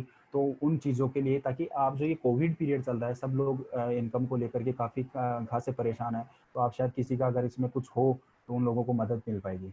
प्रधानमंत्री स्वनिधि योजना है, प्रधानमंत्री गरीब कल्याण ये अन्न योजना है। आपको पता होगा कि जैसे अभी इसमें कुछ राशन सामग्री वगैरह आती है, तो इस प्रकार की हम ये योजनाओं का भी लाभ ले सकते हैं। जैसे कि अब ये प्रधानमंत्री जीवन ये अब हो गया है, बीमा योजना का हो गया है, फसल बीमा योजना का इसमें ये है, अटल पेंशन योजना का है। अब इसमें भी देखिए क्या क्या होता है, जो मैं आप लोगों को बता देता हूँ।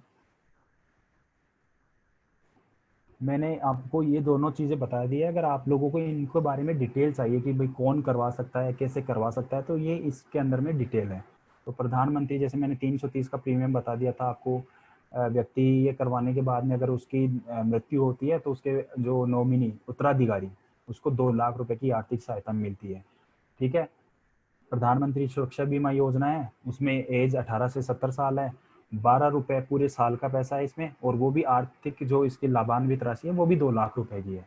और किसी भी बीमारी, जैसे मान लीजिए अगर दुर्घटना में किसी प्रकार से अगर व्यक्ति की मृत्यु नहीं होती है, देखिए हाँ बीमा से रिलेटेड एक चीज आ रही थी, मैं बता रहा था आपको कि इंश्योरेंस कंपनी के क्लेम भी अलग अलग होते हैं। कि एक तो होता है कि डेथ क्लेम, डेथ में तो जितना आप लोगों को बताया गया वो सब अमाउंट मिल जाता है, लेकिन बहुत सी ऐसी दुर्घटनाएं भी हो जाती है उसमें व्यक्ति नहीं मरता, लेकिन उसके हाथ या पाँव है जो वो है काम करना बंद कर देते हैं, यानी कि कमा नहीं पाता। तो उसमें भी क्या है, वो व्यक्ति कमा नहीं पा रहा है, तो इसका मतलब ये है कि उसको फिर भी पूरी राशि मिलेगी। कोई ऐसी दुर्घटना होती है जिसमें किसी व्यक्ति का एक हाथ काम करना बंद कर दे या एक पाँव काम करना बंद कर दे, तो उसमें वो राशि कितनी हो जाती है, आधी। तो वो इसी प्रकार से इसमें आप लोगों को मैं बता दूंगा। मतलब आपको और भी जानकारी जब आप इंटरनेट के माध्यम से पढ़ेंगे, अभी टाइम नहीं है अपने पास में, तो मिल जाएगी वो। तो ऐसा नहीं हो कि भाई कोई व्यक्ति जिद बहस भी हो जाती है, मैंने देखा है अधिकतर कि पूरा क्लेम नहीं मिल पाया, तो उसका कोई रीजन होता है उसके पीछे। अटल पेंशन योजना है, कोई व्यक्ति है जो निवेश करना चाहता है और अपने लिए कोई योजनाएं बनाना चाहता है तो वो इसमें भी पैसा लगाएं। अटल पेंशन योजना अपने लिए ले सकता है। कोई आप में से कोई कृषि भूमि वाले व्यक्ति हैं इस हमारे से जुड़े हुए, वो फसल बीमा योजना वाली जानकारी है उसको भी आसानी से आप पढ़ सकते हैं इंटरनेट पे।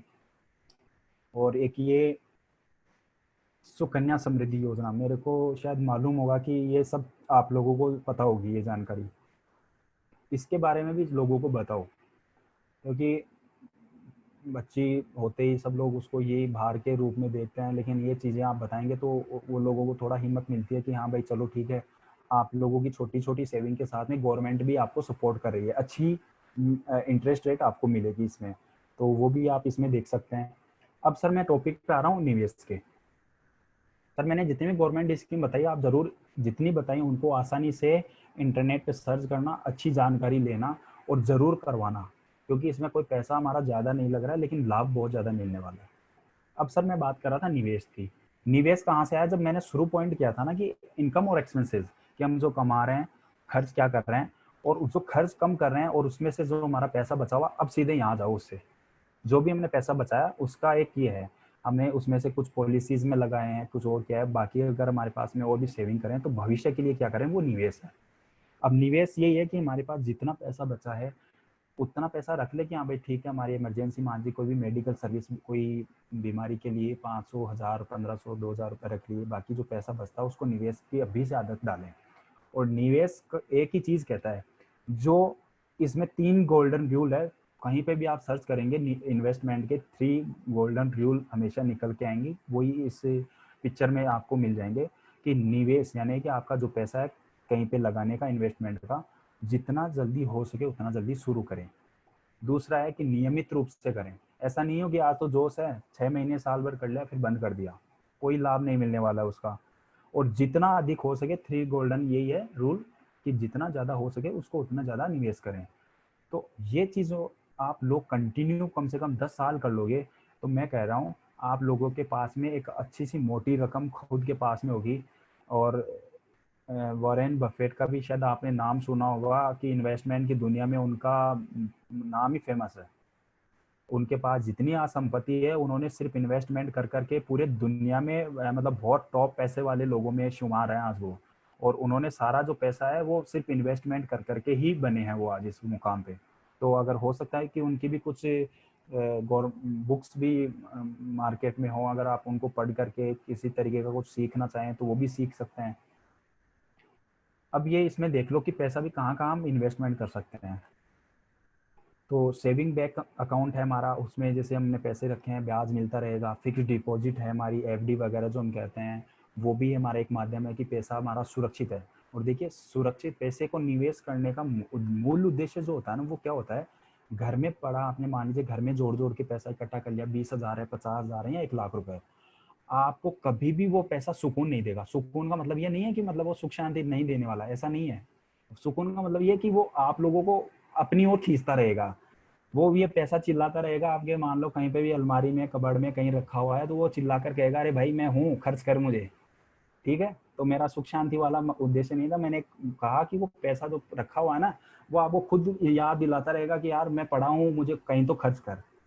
समझ रहे हैं मेरी बात आप? इससे अच्छा है कि उस पैसे को आप कहीं इन्वेस्टमेंट कर दो, ताकि आपको वो पैसा आपको ये कह ही नहीं पाए कि मुझे खर्च कर, ठीक है। कि साल 6 महीने हमने उसमें पैसे को उस 50,000 या 1 लाख रुपए को इकट्ठा करने में लगाए और वो पता नहीं कब अपना मन आ गया, मान लीजिए उसको 1 लाख रुपए पल भर में हमने सारा पैसा खर्च करके आ गए, तो ऐसा नहीं है। उसके लिए क्या करना होगा हमें कि उस पैसे को निवेश करना है, घर में नहीं रखना, ताकि कहीं पड़ा रहेगा तो ना तो निकालने का मन होगा नहीं कुछ हो।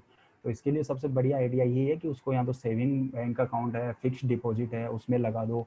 म्यूचुअल फंड्स भी एक अच्छा जरिया है, लेकिन इसकी मैं राय आप लोगों को तभी दूंगा जब आप इसके बारे में अच्छे से जानकारी रखते हो। आपका कोई भी निजी खास एकदम व्यक्ति जिस पर आपको बहुत ज़्यादा ट्रस्ट हो वो आप लोगों को इसके बारे में जानकारी दे कि जो इन म्यूचुअल फंड्स है इसमें आप निवेश करो, क्योंकि रिस्की मामला ये बाजारों में, बाजार के ऊपर बाजार भावों में पैसा लगता है, जैसे बाजार की जो वैल्यू रहेगी आपके पैसे की भी वही वैल्यू रहेगी। तो ये तो एक रिस्क वाला है, क्योंकि इसमें जो समझ रखते हैं वही व्यक्ति पैसा लगाए, हर कोई व्यक्ति नहीं लगाए। दूसरा इसमें तीसरा पॉइंट आ गया राष्ट्रीय बचत पत्र और डाकघर। ये भी एक अच्छा माध्यम है हमारे लिए। जैसे मैं कहता हूँ कि गवर्नमेंट बॉन्ड वगैरह, इनकी वैल्यू भी अच्छी रहती है और इनमें रिस्क भी कम रहता है, तो हम इनमें भी पैसा लगा सकते हैं। शेयर मार्केट है, तो एक ये भी जगह है जहाँ हम पैसा लगा सकते हैं। लेकिन म्यूचुअल फंड, शेयर मार्केट दोनों एक ही सेम चीज़ है, ठीक है, तो इन चीज़ों को ध्यान रखें। अब मेरी बात मान के चलिए, लास्ट पॉइंट है इसमें एजुकेशन का, शिक्षा। शिक्षा भी एक इन्वेस्टमेंट है। वो किस प्रकार से मैं बताता हूँ, क्योंकि हम हमारे बच्चों को पढ़ाते हैं पैसे लगा लगा करके।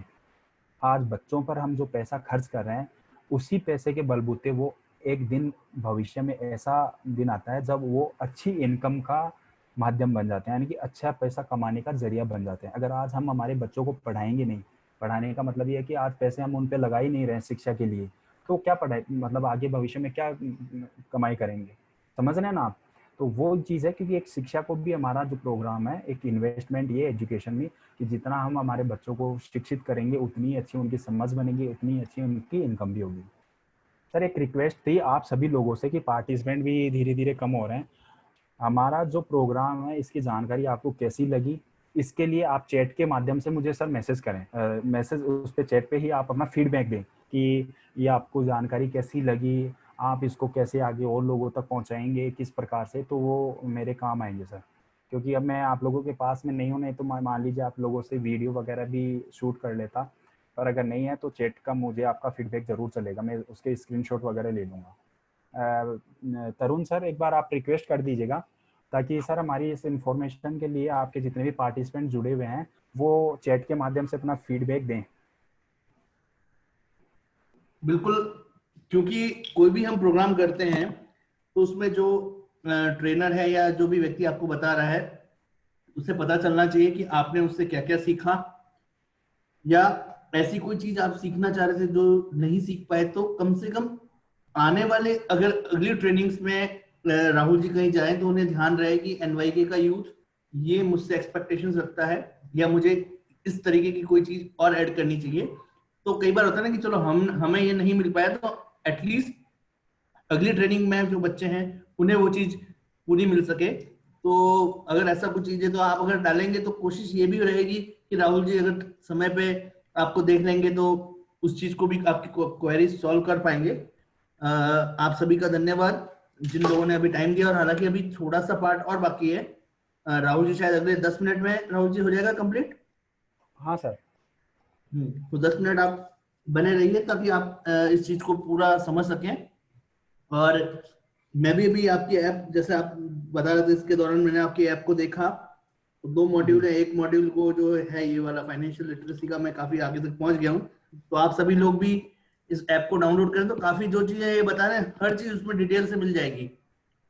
तो जी आप जुड़े सर। रहिए, एक बार ये प्रेजेंटेशन पूरा होने के बाद एक बार उनकी ऐप जरूर डाउनलोड कर लें।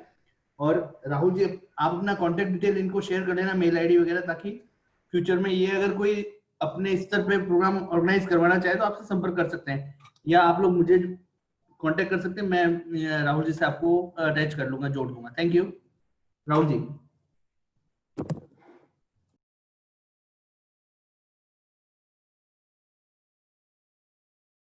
राहुल जी।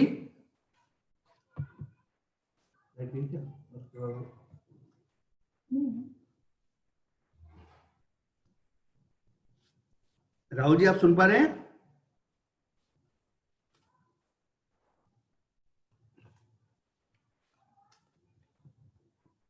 राहुल जी।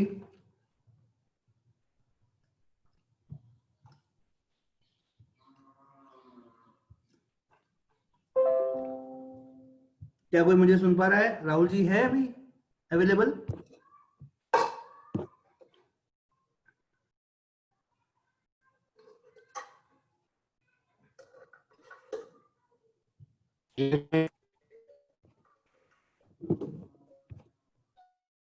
यस। हेलो। हाँ राहुल जी, आप शायद। जी सर, राहुल जी नहीं। सर राहुल जी नहीं है।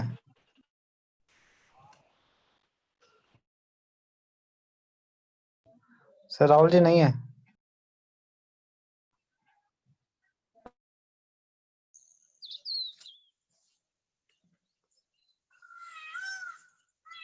राहुल जी के नेटवर्क में कोई प्रॉब्लम आ गई थी, शायद वो उनका फोन आया था, वो फिर आ रहे हैं। 1 मिनट का टेक्निकल एरर के लिए माफी चाहते हैं हम।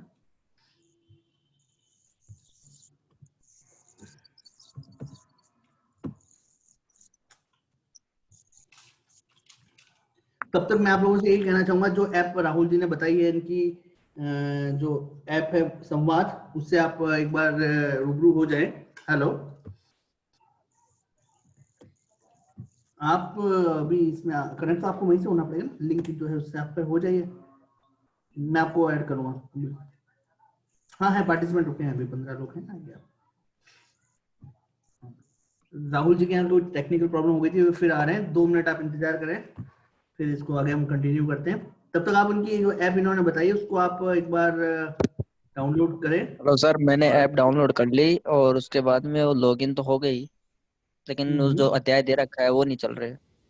वो तो धीरे धीरे एक बार उनको एक एक को आपको देखो, उसके अंदर अलग अलग चैप्टर के अंदर अलग अलग टॉपिक्स हैं, उन टॉपिक को आपको देखना है, पूरा पढ़ना है, और नीचे एंड में उसमें कंप्लीट मार्क एज कंप्लीट करोगे पढ़ के, तब वो नेक्स्ट चलेगा। नहीं, अभी ऊपर 9 अध्याय, 41 विषय, 11 वीडियो, 9 प्रश्नोत्तरी, तो उसको क्लिक कराओ तो आगे नहीं चल रहा वो। उसमें नहीं करना, उसके नीचे आप देखोगे तो अलग अलग चैप्टर्स के नाम होंगे। मैं खुद अभी वो कर चुका हूँ। चैप्टर्स के नाम नहीं आए, इसमें लिखा हुआ लिखना चाहोगे। चलिए, तो अभी अपन लोग इस बारे में एक बार और चर्चा कर लेंगे। बिल्कुल सर। राहुल जी का मुझे लग रहा है कोई इशू, टेक्निकल ज्यादा ही प्रॉब्लम हो गई है लगता है। तो चलिए साथियों, मुझे एक बार उनसे बात फिर कर लेता हूँ, नहीं तो फिर हम इस वेबिनार को मोस्टली उन्होंने कवर कर लिया था। मेन यही मुद्दा है, ज्यादा से ज्यादा लोगों को आप ये इनका जो ऐप है ऐप से जोड़ें, ताकि लोग जुड़ सके, वो चीज समझ सकें। एक बार इस ऐप को आप सब लोग जरूर एक बार लॉग इन करके देख लीजिएगा। हो रहा है, चलिए। हाँ, राहुल जी आ चुके हैं, ओके ठीक है। अब बस वो ऐड कर दिया हमको हमने, John joining.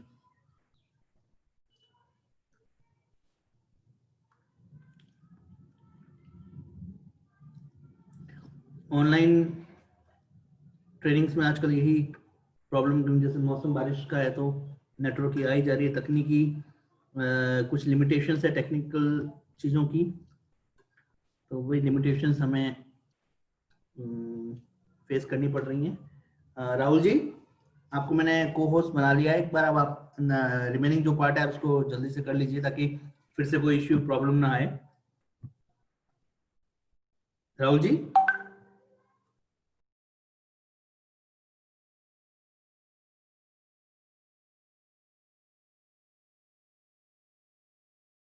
Rahul ji continue करिएगा आप।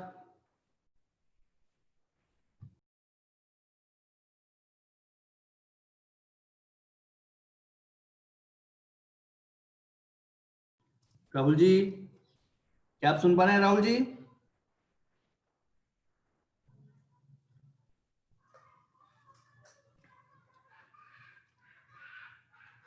साथियों, लग रहा है कोई तकनीकी इश्यू ज्यादा ही प्रॉब्लम का है, तो वो नहीं जुड़ पा रहे हैं। आप सभी का धन्यवाद, आपने अपना समय दिया। जी सर। अगर आप लोगों को एक अच्छा लगा इश्यू, इसको हम आगे और कंटिन्यू कर सकते हैं। आगे हम इसको और कंटिन्यू कर सकते हैं। राहुल जी एक बार आए, मैं फिर ट्राई करता हूँ। राहुल जी, आप सुन पा रहे हैं? सर रिमेनिंग पार्ट अगर आप देना चाहें तो, सर। नहीं तो साथियों, आप अगर आगे और इस टाइप का कोई ऑर्गेनाइज करना चाहते हैं अपने और युवा साथियों को जोड़ करके, तो एक बार। मेरी आवाज आ रही है सर आपको? हाँ राहुल जी, अब आपकी आवाज आई है, बोलिए। सर एक बार मैं शेयर कर लेता हूँ स्क्रीन। और सर मैं ये कह रहा था कि फटाफट से एक बार, क्योंकि सर मेरे पास वो ज़्यादा ही है उसकी दिक्कत, प्रॉब्लम हो रहा है नेट, शायद बारिश हो रहा होगा बाहर में। चलिए कोई, मैं ये इन लोगों से, युवाओं से यही कह रहा था, हमारे साथियों से, अन्य युवा साथियों को और जोड़ करके हम इसी सेशन को एक बार फिर प्लान कर सकते हैं। आप सभी लोग प्लान कर लीजिए कब हम कर सकते हैं वही, क्योंकि मुझे दिख रहा है कि सिर्फ सीकर के अलावा भी कई जिलों से हमारे यूथ वॉलंटियर्स और कुछ हमारे डिवाइसेस भी जुड़े थे, तो अकॉर्डिंगली हम लोग प्लान करके एक नई डेट के हिसाब से, हालांकि ये सेशन ऑलमोस्ट पूरा हुआ है, एक बार आप इनकी ऐप को देखिए, ज्यादा से ज्यादा लोगों को उसको सर्कुलेट करें, फिर हम लोग एक मीटिंग, एक सेशन और लेने की कोशिश करेंगे। आप सभी का धन्यवाद। एक लास्ट ट्राई राहुल जी के साथ ले लेते हैं। राहुल जी, सर मैं नहीं आपकी आवाज नहीं आ पा रही, तो मुझे लगता है हमें, हेलो, हेलो सर, सुन पा रहे हैं? नहीं राहुल जी, आपके नेटवर्क इश्यू होने के कारण आवाज नहीं आ पा रही, तो मुझे लगता है हम इस वेबिनार को यहीं एंड करते हैं। इस कॉन्फ्रेंस में भाग लेने वाले सभी युवा साथियों का धन्यवाद, और राहुल जी का भी मैं धन्यवाद करना चाहूंगा कि आपने अपना समय दिया। Vodafone foundation, learning link foundation, दोनों का मैं हार्दिक अभिनंदन करता हूं कि आप लोगों ने अपना समय दिया और हमारे युवाओं के मध्य निवेश जैसे महत्वपूर्ण मुद्दे पर चर्चा की गई। आप सभी का धन्यवाद। और हमें उम्मीद है कि ये युवा साथी एक बार फिर से पूरे जोश से बची हुई चीजों को समझने के साथ ही नए युवा साथियों के साथ मौजूद रहेंगे, ताकि जल्द से जल्द हम लोग अधिक से अधिक युवाओं के साथ इस चीज को साझा कर सकें। धन्यवाद राहुल जी। इस सब टेक्निकल इश्यू में हमारा किसी का कोई, आप म्यूट हैं। हेलो सर, मैं ये कह रहा था कि जितने अभी तक पार्टिसिपेंट जो बचे हैं ना सर, उनसे सर चैट के माध्यम से सर फीडबैक जरूर ले लो। और शायद मैं नेटवर्किंग जो एरर आ रहा है मेरा, तो उसकी वजह से सर मैं वो जितने भी जो हमारे फीडबैक देंगे हमारे दोस्त हैं, तो उनका सर आप स्क्रीनशॉट भी ले लीजिएगा, मुझे व्हाट्सएप पे शेयर हो जाएगा वो तो सर। चलिए और वो मैं हम देख लेंगे। कोशिश कर रहा हूँ, बाकी मैंने सर इंटरनेट का कोई दूसरा कनेक्ट लिया है एक बार, चलिए आप अगर देखिए, हो। आप ऑन तो हुआ है आपका। जी सर, तो एक बार सर कोई चैट के माध्यम से, हमारे दोस्त हैं भी जैसे चैट में आए हुए मैसेज है मेरे पास, एक बार खुल जाता है तो। जी सर, जी सर, अब सब शुरू करवा दीजिए जो भी फीडबैक देना चाहता है, ताकि मैं दो एक मेरी स्लाइड है वो कंप्लीट कर देता हूँ 5 मिनट में। तो सर ये था कि अब जैसे सर बैंक की हमारा स्लाइड है कि बैंक की आवश्यकता क्यों है। तो बैंक की सर आवश्यकता इसलिए है कि जितनी भी सेवाएं मैंने आपको बताई कि बैंक से जुड़ना और उसका निवेश करना, गवर्नमेंट स्कीम का लाभ लेना, कर्ज लेना, मतलब अगर कोई भी आपको 2 व्हीलर का, 4 व्हीलर का, एजुकेशन, होम लोन कोई भी, वो सर बैंक के माध्यम से मिलता है हमें। तो बैंक होना भी जरूरी है कि हमारा बैंक खाता हो और ये सेवा हम लें। और वो देखिए जैसे ये स्लाइड जो चल रहा है ना, इसमें आप लोगों को दिख भी जाएगा कि वो हमें कौन से लाभ मिलने वाले हैं बैंक से। लॉकर है, ब्याज है, हमारे जो पैसा जमा कराएंगे उस पर, लोन भी इसी के माध्यम से मिलता है। कोई गवर्नमेंट स्कीम का अगर कोई प्रॉफिट हमें मिलने वाला होता है, वो भी डायरेक्ट बैंक में ही आता है आजकल। मान लीजिए सब्सिडी वगैरह है, आपको सब पता है, ठीक है सर।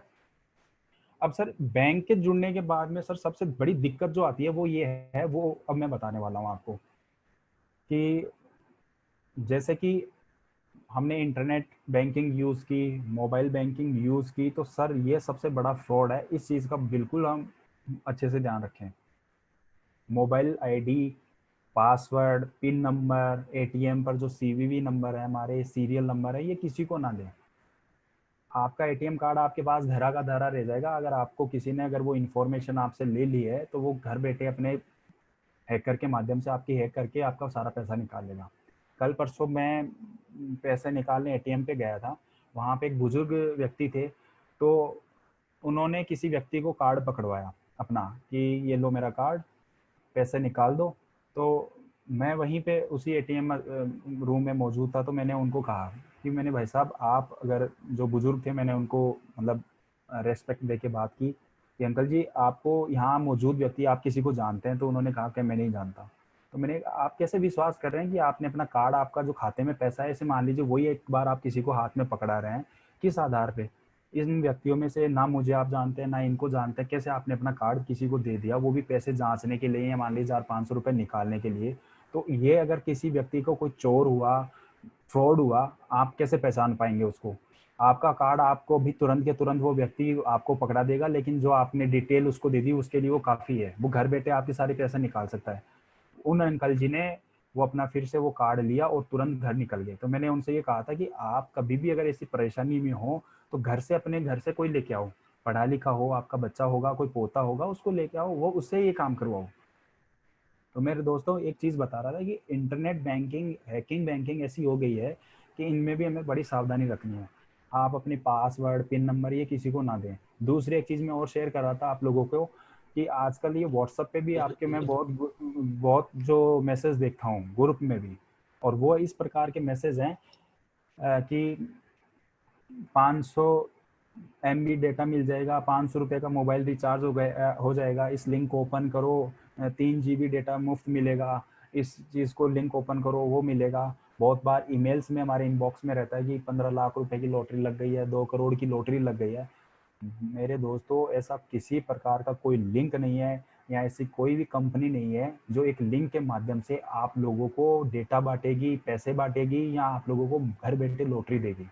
सिर्फ थोड़ा सा दिमाग पे उस वक्त जोर लगा लिया करो कि मैंने कभी कोई लॉटरी का टिकट नहीं लगाया, कभी कुछ किया नहीं, तो ये किस प्रकार के मेरे को मैसेज मिल रहे हैं, किस प्रकार के लिंक मिल रहे हैं जिनको मैं ओपन कर रहा हूँ, तो ये चीज़ें वो हैं, इनको इग्नोर करना है। इन लिंक को ओपन ही मत किया करो। ये लिंक हैकिंग लिंक होते हैं जिनके माध्यम से आपके फ़ोन का जितना डेटा होता है, जिनको वो पैसे के माध्यम से उनको बेनिफिट किस प्रकार से देंगे, तब वो उसको इस्तेमाल करेंगे। आप लोगों के पास में ये मैसेज आते हैं, फॉरवर्ड करने वाले को भी आप कहो कि भाई साहब मुझे ऐसे लिंक मत भेजा करो, और आप भी अगर आगे से ध्यान रखो तो इन मैसेज को आप तुरंत डिलीट करो, और जिनको भी भेजा उनको भी कहो कि डिलीट करें इनको, ठीक है। तो इसके माध्यम से भी बहुत ज़्यादा हैकिंग होती है, घर बैठे पता नहीं चलता ना फिर कि पैसा था गया कहाँ। और ये माध्यम भी है, जैसे आजकल बैंकिंग का फ़ोन में है, मोबिक्विक, पेटीएम, एम पैसा, बहुत सारे आ गए, तो फ़ोन पे बहुत सारा ऐसा मटेरियल आ गया है, इनका भी ध्यान रखें, इनको यूज लें, सावधानी से लें। भीम UPI ID आप जानते प्रशांत ही जी हैं। म्यूट करिए अपने आप को। भीम UPI ID आप जानते हैं, इसके माध्यम से तो सिर्फ अपने को उसका नंबर चाहिए होता है, डायरेक्ट UPI पिन के थ्रू उसके अपने खाते से उसके खाते में पैसा चले जाता है। तो ये भी चीज़ है, जितनी आप सेवा लेते हैं वो उतनी मतलब डेंजर भी है, लेकिन सही जानकारी के तहत इन चीज़ों को उपयोग करें, बहुत अच्छी चीज़ें हैं। इनकी वजह, इन चीज़ों के आने के बाद में आपने एक चीज़ देखी होगी कि पहले जब हम बैंक में जाते थे तो पासबुक प्रिंट करवाने वाली जो लाइनें है ना, उसी की तरह 2-2 घंटे पैसे जमा कराने वालों की, निकालने वालों की, इन चीज़ों की दिक्कत होती थी। वहाँ पे पासबुक अपनी प्रिंट करवाने के लिए, खाते के लिए झगड़े होते थे, मैं 2 घंटे से खड़ा हूँ, तू बीच में कैसे आ गया, फलाना ढिमका, बहुत कुछ होता था। जब से डिजिटल लिटरेसी, डिजिटल नेटवर्किंग आया है, तब से ये चीज़ें कम हो गई। आज अगर मुझे 5,000 रुपये मेरे खाते में, मान लीजिए मेरा भाई बैठा है, बम्बई है, दिल्ली है, या मान लीजिए कहीं पे भी वो है, अपने हॉस्टल में है, तो मुझे उसके खाते में 5,000 रुपये ट्रांसफर करने हैं, तो मुझे आज वो एक स्लिप लेकर के 5,000 रुपये नगद लेकर के और बैंक जा करके ज़रूरत नहीं है कि उसके खाते में लगाऊं। मैं मेरे घर से बैठ करके मेरे स्मार्टफोन का ऐप यूज़ करूंगा, जो भी मेरे बैंक का है, और तुरंत उसके खाते में डाल दूंगा। सबसे बड़ी चीज़ इसमें, ना मुझे लाइन में लगना पड़ेगा, ना मुझे बैंक जाना पड़ेगा, सबसे बड़ा समय भी बचा हुआ, सब कुछ। दूसरी चीज़, बैंक का इंतज़ार भी नहीं करना है आपको कि कौन सा हॉलीडे है, छुट्टी है, संडे है, मंडे है, आज बैंक खुला है या नहीं है। जब चाहो मर्जी हो, रात को 24 × 7, तो कभी भी आपके दिन में आपको सिर्फ नेटवर्क चाहिए आपके फ़ोन में, जंगल में बैठे हो, समुद्र में बैठे हो, कहीं से भी आप ये नेटवर्किंग का, आपका जो इंटरनेट बैंकिंग का है, काम कर सकते हो, ठीक है सर। तो बस इन चीज़ों में तो सर हमें सावधानी बरतनी है, क्योंकि ये जब से आई हैं, हैकर लोग इन चीज़ों को ज़्यादा माध्यम बना रहे हैं। फ़ोन करके ये कहते हैं मैं आपके बैंक से बात कर रहा हूँ, 6 महीने आपने बैंक खाता यूज़ नहीं किया, आपका तो बैंक में बंद कर रहा हूँ खाता। तो बेचारे वो क्या करेंगे कि यार यहीं से काम हो जाए तो अच्छा, कौन जाएगा बैंक में। आधार अपना नंबर दे दिया, पिन नंबर दे दिया, तो सब बिल्कुल सतर्क हैं। बैंक का आप चाहे 2 साल खाता यूज ना करो, फोन करके बैंक आपको कहीं नहीं कहेगा कि सर आपका खाता बंद पड़ गया है और चालू करना है तो मैं ये दो। आप जिस दिन बैंक में जाकर के आपके खाते से छेड़खानी का मतलब ये है कि पैसे जमा कराने हैं, उससे पैसे निकालना, तब बैंक वाले आपको कहेंगे कि सब आपका अकाउंट तो फ्रीज पड़ा है। अब इसके लिए एक फॉर्म लगेगा, उसके साथ में आधार कार्ड की जो फोटोकॉपी है वो साइन करके लगा दो, 100 रुपये इसमें डेबिट करवा दो, 100 रुपये क्रेडिट करवा दो, यही प्रोसेस होता है ना, तब पता लगेगा आपको। लेकिन फोन करके अगर आपको कोई जानकारी मांगता है तो उसको बिल्कुल नहीं देनी है, समझ जाना कि ये फ्रॉड व्यक्ति है। जैसे मैं इसको जानकारी दूंगा मेरे खाते का सारा पैसा गायब है। और ये सर, ये जानकारी वो है, आप अपने आस पड़ोस में भी दो, बहुत सारे फ्रॉड हो रहे हैं। जयपुर मानसरोवर का मेरे पास में एक न्यूज़पेपर कटिंग है, रिटायर्ड IAS पूर्व यानी कि ऑफिसर, जिनसे 1.40 लाख रुपए की लूट कर ली गई थी। आप सोच सकते हैं कि हमारे पास तो इतनी एजुकेशन ही नहीं है। रिटायर्ड IAS ऑफिसर थे वो। रिटायर्ड का मतलब कि पूरा जीवन उन्होंने एक नौकरी में बिताया, तो उसका एक्सपीरियंस। IAS ऑफिसर का मतलब आप समझ सकते हैं कि उन्होंने कितनी शिक्षा ली होगी, तब IAS बनता है व्यक्ति। ऐसे लोगों को भी अपनी बातों में, झांसों में लेकर के लूट लेते हैं, तो हम और आप लगे ही क्या। तो इन चीज़ों का ध्यान रखें। ऐसे फ्रॉड कॉल आते हैं तो बंद कर दो। कोई अगर आप पूरा ऐसा कहते हैं ना कि मैंने तो अपना नाम भी बता दिया, अरे मैं बैंक मैनेजर ही बोल रहा हूँ, अमित त्रिपाठी, तो उसको कह दो कि भाई साहब मुझे पता है आप अमित त्रिपाठी, लेकिन मैं बैंक ही आ रहा हूँ, जहाँ मेरा खाता है मैं वहीं आ रहा हूँ। बस मैं फ़ोन पे आपको ये जानकारी नहीं दूंगा, मुझे बैंक में आकर के ये जानकारी देनी है। ठीक है सर। अब सर ऐप का माध्यम है वो कैसे है वो एक बार देख लीजिए। हमारा ऐप है संवाद, और जो आपको कोर्स कंप्लीटेशन का इसमें सर्टिफिकेट मिलेगा वो थर्ड पिक वाला देख लीजिएगा आप। इस ऐसा वो सर्टिफिकेट होगा, थर्ड पिक में एक सर्टिफिकेट बना हुआ है ना बॉक्स में, इस तरीके का वो सर्टिफिकेट होगा जिसको आप ले सकते हैं। और एक सर मैं लास्ट और ये कह रहा था कि जैसे मैंने फीडबैक के लिए कहा आपको, जो भी मेरे दोस्त इस प्रोग्राम में जुड़े हैं, हमारी जानकारी आपको कैसी लगी, उसका आप टोल फ्री नंबर है उस पर भी फीडबैक दें। और कुछ अगर मेरे दोस्त 2-4 जो भी हो, यहाँ पर अगर आप मुझे फीडबैक देंगे इसमें चैट में लिख करके, तो मेरे काम आएगा सर ये। ठीक है सर, मेरे द्वारा दी गई जानकारी समाप्त होती है। आप लोगों ने मुझे इतना आपका समय दिया, उसके लिए आप सभी को बहुत बहुत धन्यवाद। और ऐप ज़रूर डाउनलोड कीजिएगा क्योंकि बहुत अच्छी जानकारी है उसमें। मैंने आपको इतनी जानकारी बता नहीं पाया हूँ क्योंकि समय के अभाव के कारण। उसमें पूरा डिटेल है। फाइनेंशियल लिटरेसी के 9 सब्जेक्ट हैं वो भी हैं, डिजिटल लिटरेसी के 4 से 5 सब्जेक्ट हैं वो भी हैं। अच्छे से पढ़िए, खूब एंजॉय कीजिए, आप लोगों को ये जानकारी ज़िंदगी भर काम आने वाली है। सर फीडबैक ज़रूर दें आप। तरुण सर धन्यवाद मेरा। राहुल जी। और जी सर। आपके युवा साथियों ने जो फीडबैक दिए वो मैं आपको भेज भी चुका हूँ। उम्मीद रहेगी कि हमारे ये युवा साथी और लोगों के साथ बातचीत करके ऐसा ही कोई प्रोग्राम और ऑर्गेनाइज करवाने में हमारी मदद करेंगे। और जल्दी ही हम इस प्रोग्राम की 1-2 सीरीज में और भी जुड़ेंगे और बिल्कुल सर। दुगनी ताकत के साथ, दुगनी युवा शक्ति के साथ और लोगों को जोड़ने का हम प्रयास करेंगे। जी सर। धन्यवाद आप सभी पार्टिसिपेंट्स का, और विशेष धन्यवाद दूंगा राहुल जी का, आपने जी समय दिया। कोशिश करते हैं सर। एक बार फिर जब नॉर्मल माहौल हो तो फेस टू फेस आप इन सब लोगों के साथ इन पर्सन मीटिंग भी करें और ट्रेनिंग दें।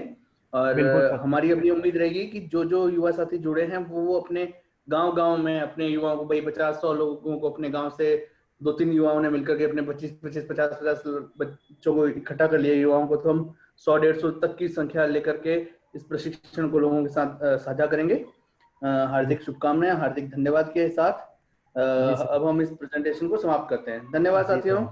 जय सर। हिंद। तरुण सर इसमें आप ये भी कर सकते हैं कि जो फीडबैक है ना सर, वो आप अपने हम्म, व्हाट्सएप पे मंगवा लो, फिर उसके स्क्रीनशॉट लेकर के मुझे व्हाट्सएप पे शेयर कर दीजिएगा आप, जिसमें ये आ चलिए वो जाएगा देख कि लेंगे। चलिए, थैंक यू। जी सर, जादूगिनी का जो प्रोग्राम है उसमें हमने ये सीखा, ऐसा लगा, तो वो आपको आ जाएगा। आपसे चलिए, हाँ, वो आगे के लिए हम लोगों को और पॉजिटिव एनर्जी देगा। Thank you.